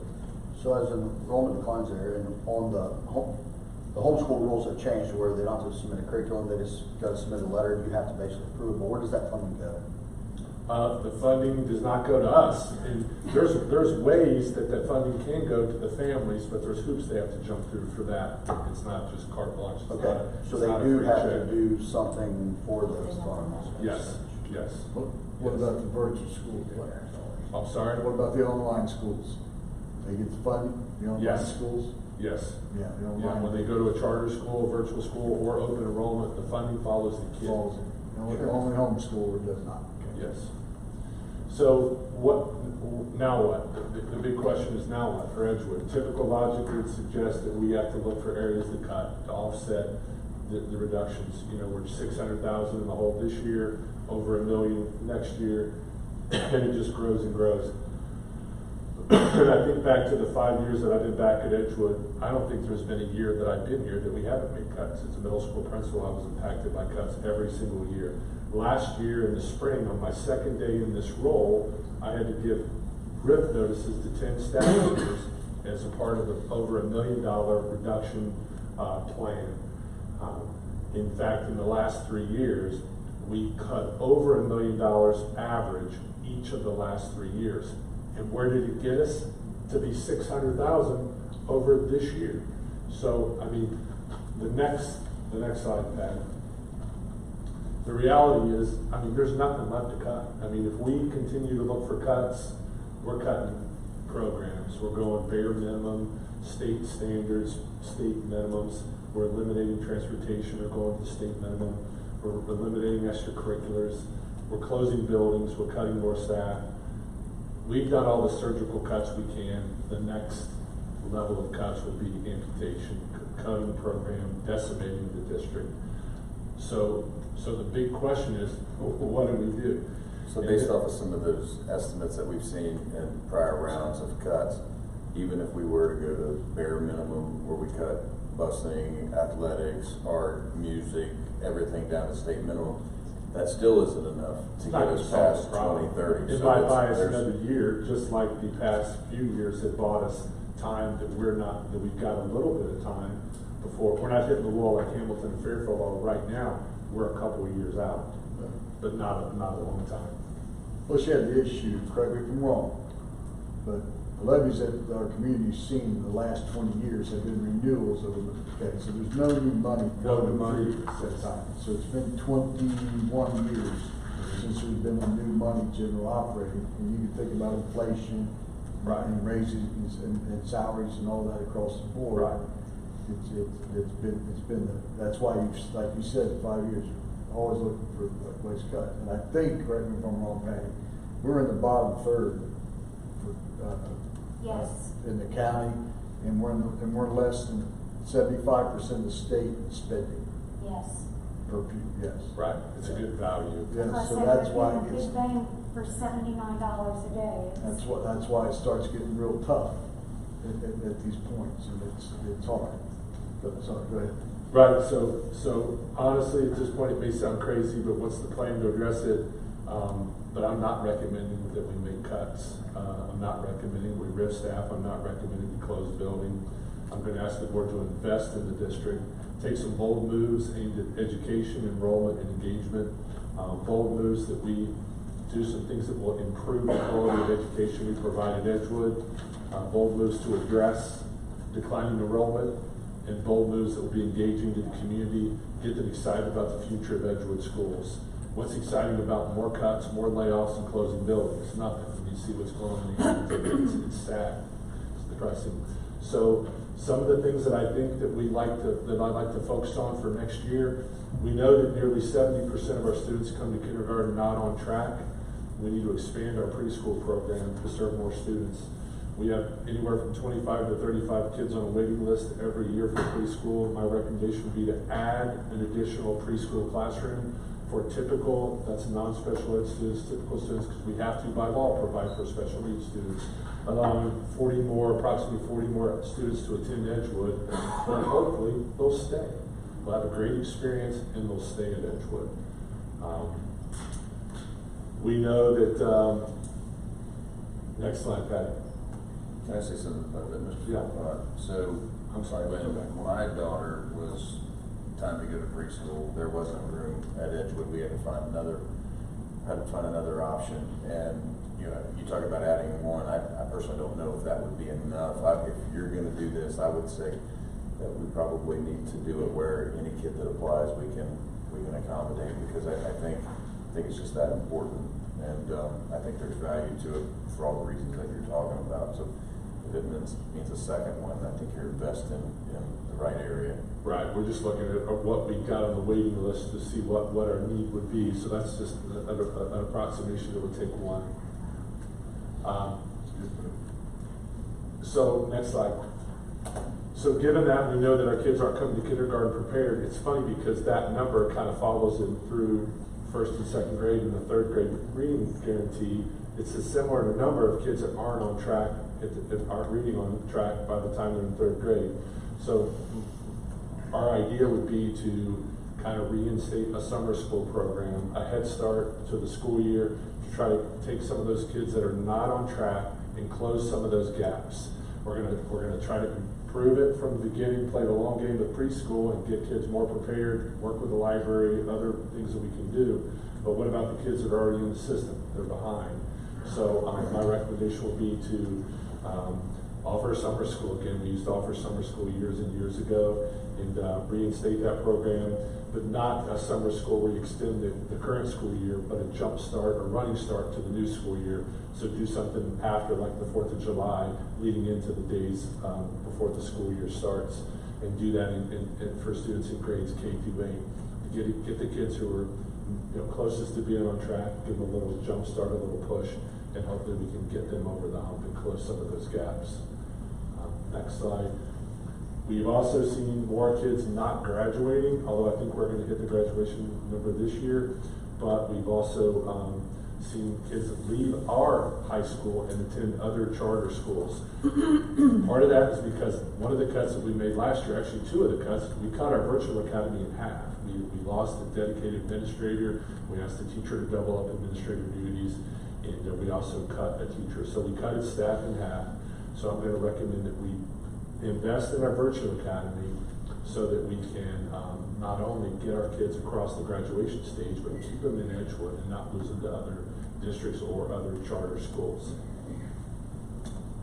One of the cuts years ago, before I got here, the decision was made to get rid of the public relations marketing position. So later on tonight, you're gonna vote to approve a supplemental. You already approved the supplemental. Actually, hired a person tonight to be in charge of sharing the great things taking place every day. We need to engage with the community. They need to know what's taking place in our district on a daily basis. Share our story. So this their title is social media and website content manager. They'll be putting out 3 posts a week of just the great things going on in their district, engaging with the community, expanding our social media presence. And again, so people can hear our story from us and not have to read about it on other venues. They're not hearing from us. We want to tell our own story. So that's another investment in the district that I'm proposing that we do. And just to clarify, that's not another head count. That is an additional duty covered by a supplemental contract would be like a coaching contract. Okay. A few $1,000s. I'm going to recommend that we examine, I'm not asking the board to make a decision, but examine our participation fees. I'm concerned that our current participation fee structure is a barrier for many of our students. And I'd like to really dig into it and see if we were to reduce the fee structure, would that result in more participation, which would not only benefit more students, but also generate approximately the same amount of money as what the current fee structure raises if we were to reduce it to have more participation. I don't know the answer to that, but I do feel like our current structure is a barrier, and again, I'd like to see that barrier removed or reduced. That's just a recommendation for a future meeting. And then probably the biggest recommendation I'm going to make is that we return the two buildings, the Trenton 7 Mile building, EECC and EPS, the two neighborhood pre-K through 2 school buildings. Over the last 5 years, the data has not shown that grade banding is increasing dramatic student achievement. The decision 5 years ago to grade band the elementary schools was not well received by the community. It's resulted in more of our youngest and most vulnerable kids being transported across the district, and there'll still be kids transported across the district. Don't think there won't be, but not as many every day. And also, it's an extra transition for all of our students in the district, going from one building to a new building. And I think we lose the power. I'm in our elementary schools almost every day, and they're amazing buildings with amazing staffs, amazing culture, and the relationships that are taking place in those buildings is phenomenal. And why are we starting over every year or two rebuilding those relationships? I think that harnessing the power of that relationships between the students, the families, and our staff over 3 or more years is better than the extra transition. An added benefit to return to neighborhood schools would be also that we could, with more kids, have the ability to walk to school. I feel like our transportation department could optimize routes. Right now, one of the problems we're facing is we've got kids on bus routes way too long. We've got congestion on bus routes, and by returning to neighborhood schools, I think we could optimize our problems on the school buses.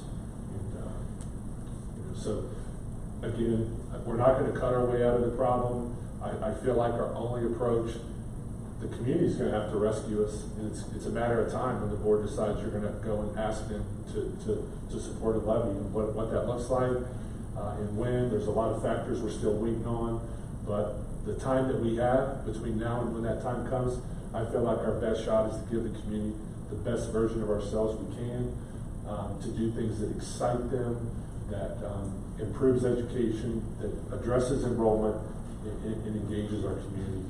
So that's my recommendation. If the board approves this or supports this, it really doesn't require approval. I can do this as superintendent, but I would never do it without the board's support and blessing. I'll post grade positions tomorrow for the grade realignment. I will get a superintendent's message out right away, get the website social media coverage going. I've already got a community engagement meeting scheduled for March 3rd with the preschool and kindergarten parents, and I will schedule one March 10th in 7 Mile and March 11th at the middle school. I would have done it in Bayback because of the flood. I'll move that one to the middle school library, and then I'll regularly update the community and the board at the board meetings, and also do weekly updates with you guys as to the plan moving forward. So that's my thoughts and ideas for the 2026-27 school year. I 100% support everything that you just said. You know, that workshop that we did back in January, the effort that you and Patty and Alicia put into that with data to back up all the things that you were talking about was pretty eye-opening to me. I'd never actually seen that. As I was listening to this, and hearing your recommendations, I mean, it all made a whole lot of sense, and I think that we've got some real opportunities to try to improve this district in the next couple of years. And I think all these things that you're talking about right now would help to start improving the state scorecard, which is we've been stuck at average at best, and I think it's time to kind of get back to being above average, and I think this will do it. And something else that I didn't include on this presentation, which will come, there will be some positions that need to be reinstated, and I want to dig into that a little deeper before I put those out. But we made cuts actually so deep that I think some of those cuts are costing us money. and not only in the classroom we're hurting because of some of the cuts we made, but in terms of our operations, our business side of things and operations. So there'll be some recommendations moving forward to reinstate some positions as well. And that's the positions that Patty alluded to. And I didn't want to go that deep into the weeds today. I wanted to focus more about the education, the enrollment, and the engagement. But I want to be transparent and let you know those recommendations will be forthcoming. Sounds good to me. Yeah, I mean, when you sit and you look at Hamilton, like closing schools and cutting 150 positions and $9 million, I think we have an opportunity to do something completely different and hopefully, bring us back to what Edgewood used to be and not this bare bones sort of. That's the hope. Skeleton. I mean, back in November when I saw the writing on the wall, I mean, I told you guys I didn't think I wanted to work next year. And then since we, because really I didn't want to be the guy that just decimated the district that I love. And so when we started talking a little bit about, in our planning meetings with Ms. Beckett and just the admin team, the three of us, because we're not a very deep admin team, I got excited again. And, so the fact that, maybe I got the chance to make Edgewood better than it's been in a couple of years. It's got me excited again. So I'm not just thinking about retirement like I was when I thought I was going to have to be the guy doing another round of cuts. You know what I mean? Yeah. So I appreciate the opportunity that hopefully to do this and see it through. You coined a phrase in that workshop that I'd never heard before, and that was, you learn to read up until third grade, and then after third grade, you read to learn. I'd never heard that before, and when we start talking about, that the kids are not doing well in their third grade reading exam. They're not doing well in that. It kind of hit me, and actually since then I've had conversations with kids in our district, and I've heard several of them say that they just didn't feel that they were reading well enough. And that was one of the things that they talked about when Alex invited me over to the middle school, and we sat in there and we were talking about doing that student advisory council, and there were some kids in there that said they didn't feel that they were reading well enough, and it kind of hit me. So I think investing in these kids at that early age is hopefully going to be what gets this strategy moving forward and raises those test scores, because we've been stuck kind of middle of the road for a long time, and what we're doing obviously is not moving us forward. So it's time to try something different. We're stuck because we're not expanding or growing or investing, and we're going to run out of money whether we invest or not. So we might as well invest and put our best foot forward. It's like the cliff. We're approaching the cliff, and we can pump the brakes and cut, and like what we've been doing for the last 5 years, or we can try to do something positive. We're going to move a little faster to the cliff, but hopefully we'll make something that people will be worth saving. But you're not talking about a lot of money. What you're talking about is not a lot of money. No. And it's a plan. Yeah. You said it was hope's not a plan. This is a plan. Right. I've met with both the elementaries a couple of times, because it's a big adjustment for them. It's a big ask of our teachers, and we're working real hard so that we don't have to involuntarily transfer people, that they can kind of place themselves where they see the best fit and make what's best for kids without jumping grades. There's going to be multiple phases of postings. The initial phase is just going to be who's going where. And then there's going to be some openings. There's going to be some mobility opportunities. But initially, I asked the grade levels to present a plan to me, and they all have communicated back kind of their plan. And once we start the postings, we'll see if it goes that way. My hope is, but the feedback I've gotten, and they've been emotional. These meetings have been emotional. But at the end of the day, it was better than the meetings I had with them last spring when we were announcing cuts and layoffs. And I think, like I said, these are amazing teachers. The culture in both these buildings is phenomenal, and I'm optimistic that this is going to be smooth. And, they didn't throw me out. They didn't you me to have, belong to be up on social media, that it's a positive group of professionals, and I think they work because they know what's at stake. And we, obviously are required to provide an education by the state. And if we don't do it in a certain way, we feel have a plan for it, the state will for us. So, and unfortunately, we mentioned it with the funding, and I'm not saying education won't look different, or the funding won't look different, but we have to do the best we can with the information we have at this instant. And I think there's gonna be a heck of a lot of change on multiple fronts. Potentially near future, not even long-term future, on how education looks, how funding looks, all those things. But I appreciate you putting a lot of work into this. The facts and data do help with the information we have available to put the best plan forward that we have at this instant. So I do appreciate that, and I do feel good about it. Okay. So we don't need to vote on this, but we can if we want to show our support. I don't know what you guys want to do. If you want to. I'm completely comfortable with, I stand behind it 100%. So if you want to vote, we can vote. It's up to you. Doesn't require a vote. I think it's important though that the minutes show that the board supports this move, and I think you've all commented to the affirmative, so the minutes will reflect that. Well, do you guys want to? We'll just do one. Is there a motion? Let's just do one. Oh, Let's just do one. Is there a motion to, let me see what he calls it. A motion to approve the 2026-27 school year planning. I will make that motion. Mrs. Barnes, is there a second? Second. Mr. Messerschmidt. Mr. Roll, please. Mrs. Laura Barnes? Yes. Mr. Mark Messerschmidt? Yes. Mrs. Amy Ashcraft? Yes. Mr. Kevin Fall? Yes. And Mr. John Thomas? Yes.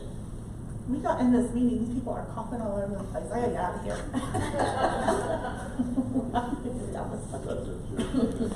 All right, I appreciate that, and this is a phenomenal presentation, and I know this is like a synopsis of things that you have put together, and this is a very small part of the planning. But I'm excited. I'm excited for it. I think, let's try something new. Let's be different. I like to be different. Be proactive than reactive. It's bold. I'd rather be proactive Yes. and then be reactive and then have to try this gutter to try to find something to fit. We could be talking about closing buildings right now. I don't want to be doing that, so Yeah. we'll try something different. All right.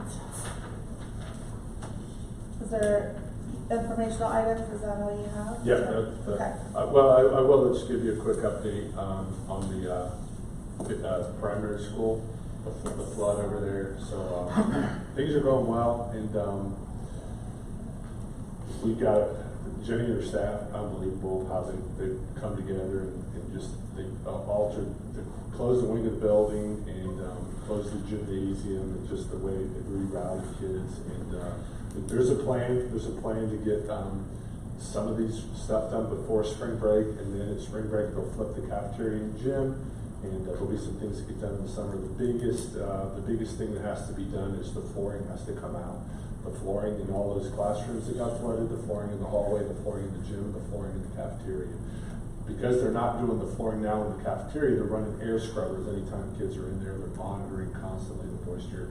And it's a concrete floor, and it's tile. It's not like wood, and there's not mold and rot, but we're still mindful of air quality. So they're taking measurements about every hour to make sure it's a safe and healthy environment. But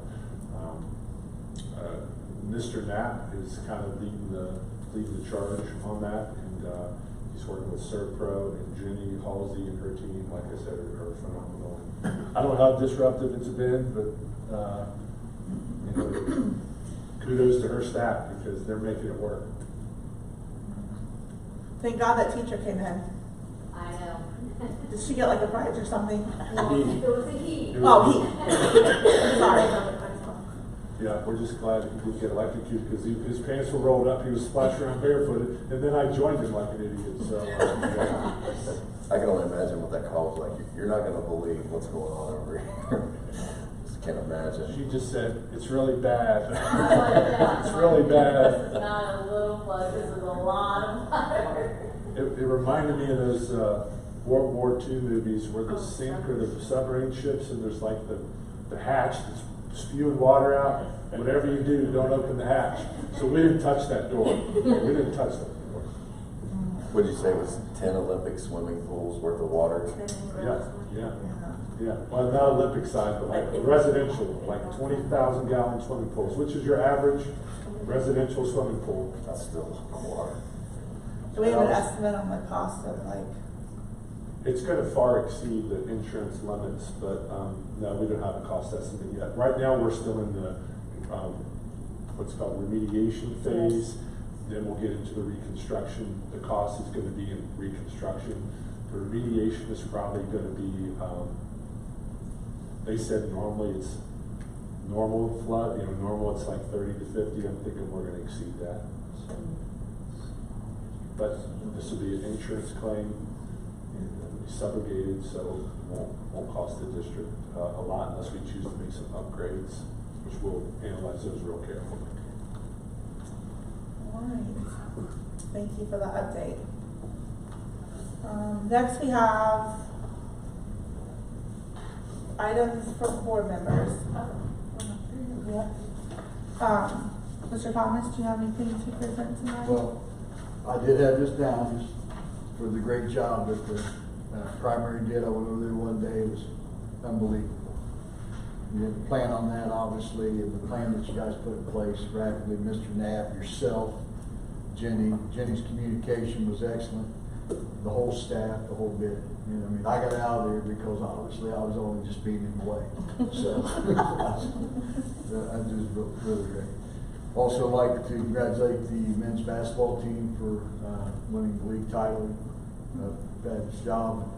Great team to watch. Not only did they win, but they were fun to watch and class, a lot of class, no bad body language, just super season, and hope it's going to continue here for a couple more weeks or a month. So, and the maintenance and custodial staff for the snow and all that, which great job again. You guys, people don't realize how difficult and how much long that takes, but you guys did great. And then Scotty, 2 tournaments here, girls tournament, division, what division, Scott? 2. Division 4 girls basketball. Division 4, and then first time ever, I think in school history, we're hosting the state wrestling, right? Sectional Saturday. Sectional, yeah. Good, great job, and just brings other people in to see our district, and a lot of people like to come in and see that gym. If they can wrestle real well or play ball, we'll tell them they're welcome to stay if they'd like. No, I'm just kidding. That's a joke. Everything's on this. So, anyway, that's it. Thank you. Okay. Mr. Fall, you have anything? Yeah, I was going to compliment. I know it's been a crazy winter, and obviously our staff and cleaning up. I know I came by a few times, and it was pretty impressive. There was a lot of snow, obviously, but the amount moved and cleaned up and taken care of by the staff and the contractor, I think, did very well through some of those challenging times. And then I also wanted to share, I got to go with some of the staff to Butler Tech for one of the luncheons, and got to celebrate a student over there for a luncheon, and that was a great experience and a little bit different to see those students interact with everybody from the public, and it is still education, but it's definitely life learning right there. And the French onion soup and steak salad were phenomenal. Eat the food. So that was a great experience for that, and continued appreciation to everybody as we continue to learn and get a lot of information, a lot of data to hopefully help contribute to making tough decisions. So thank you. Mrs. Barnes? Well, I came to I guess it was an Edgewood, the high school open house, and that was really a unique experience for me because I've been out of high schoolers for a while. So that was really good to just see what programs are being offered, and I wish more parents would have came.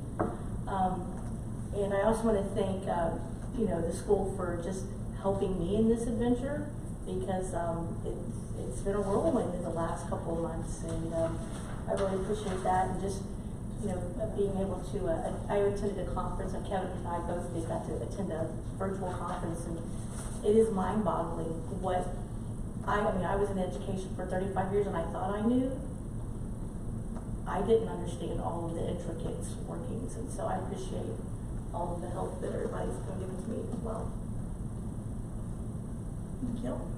Mr. Messerschmidt? I'll just throw a final shout out to Gary, being here tonight. You know, you think about 12 years on the school board, all the different superintendents. I was kind of doing the math in my head, what, 5, 6 superintendents, handful of treasurers, all the moves across the district, and you can kind of quantify and add all that stuff up, but what you can't really quantify and add up is, like Patty talked about, all the stuff you've done behind the scenes. I know you probably spent 100 hours standing on that hot asphalt this past summer out there, making sure they was doing a good job. So I think it's definitely worthy of mentioning all the blood, sweat, and tears you put into this district over the years, and definitely appreciate all your commitment and everything you did. Thank you, Mark. That's all I got. All right. Well, I just want to say thanks to everybody for having an open mind. I know we've had a lot of presentations tonight, and I think it's all for the better and trying to make Edgewood better. So I appreciate all the open minds and the consideration of all the different programs, and just trying to do a better job at educating and doing the best that we can for our kids. So I know we're a relatively new board, but I appreciate you guys. We've had cancellations of meetings, but we've had a couple work sessions that we actually got in, and just the respect and the ideas and the way that we've talked to each other and consider things. I think it's exciting moving forward. So no one has anything else. We will look to move to executive session to consider the appointment, dismissal, discipline, promotion, demotion, or compensation of a public employee or official, or the investigation of charges or complaints against a public employee, official, licensee, or regulated individual, unless the employee, official, licensee, or regulated individual requests a public hearing. Is there a motion to move to executive session? So moved. Mr. Messerschmidt. Second. Mr. Thomas. Can you call the roll, please? Mr. Mark Messerschmidt. Yes. Mr. John Thomas. Yes. Mrs. Amy Ashcraft. Yes. Mrs. Lori Barnes. Yes. Mr. Kevin Falk. Yes. Motion carries 5-0. It is 8:17. We are back in regular session. It's 9:59 and 29 seconds. Hold on, let me check. Is there a motion to approve the administrative certified, classified, exempt, and supplemental nominations as presented? So moved. Mr. Messerschmidt, is there a second? Second. Mr. Fall, would you call the roll, please? Mr. Mark Messerschmidt. Yes. Mr. Kevin Falk. Yes. Mrs. Amy Ashcraft. Yes. Mrs. Lori Barnes. Yes. Mr. John Thomas. Yes. Motion carries 5-0. Is there a motion to approve the supplemental nomination as presented? So moved. Mr. Messerschmidt. Second. Mr. Fall. Mr. Mark Messerschmidt. Yes. Mr. Kevin Falk. Yes. Mrs. Amy Ashcraft. Yes. Mrs. Lori Barnes. Yes. Abstain. Abstain. Oh, abstain. Yes, I abstain. Right. And John Thomas. Yes. Motion carries 4-0. Is there a motion to approve the addendum to the superintendent's contract as presented? So moved. Mr. Messerschmidt. Second. Mr. Fall. Mr. Mark Messerschmidt. Yes. Mr. Kevin Falk. Yes. Mrs. Amy Ashcraft. Yes. Mrs. Lori Barnes. Yes. Mr. John Thomas. Yes. Motion carries 5-0. Is there a motion to approve the consultant services agreement as presented? So moved. Second. Mr. Kevin Falk. Yes. Mr. John Thomas. Yes. Mrs. Amy Ashcraft. Yes. Mrs. Lori Barnes. Yes. Mr. Mark Messerschmidt. Yes. Motion carries 5-0. Is there a motion to approve the Butler County ESC COG substitute rate selection as presented? As presented at 35. 35 a day. So moved. I'll second. Mr. Kevin Falk. Yes. Mrs. Lori Barnes. Yes. Mrs. Amy Ashcraft. Yes. Mr. Mark Messerschmidt. Yes. Mr. John Thomas. Yes. Motion carries 5-0. Is there a motion to approve the job description for tutor? Is that what that one was? Yes. Yeah. As presented. So moved. Kevin. Kevin and Mark. Mr. Kevin Falk. Yes. Mr. Mark Messerschmidt. Yep. Mrs. Amy Ashcraft. Yes. Mrs. Lori Barnes. Yes. Mr. John Thomas. Yes. Motion carries 5-0. All right. At this time, we'll look for a motion to adjourn. Somebody, Kevin, Paul, and John. Mr. Kevin Fall? Yes. Mr. John Thomas? Yes. Mrs. Amy Ashcraft? Yes. Mrs. Lori Barnes? Mr. Mark Messerschmidt? Yes. Motion carries Next Monday. 5-0. 10:02. 10:02.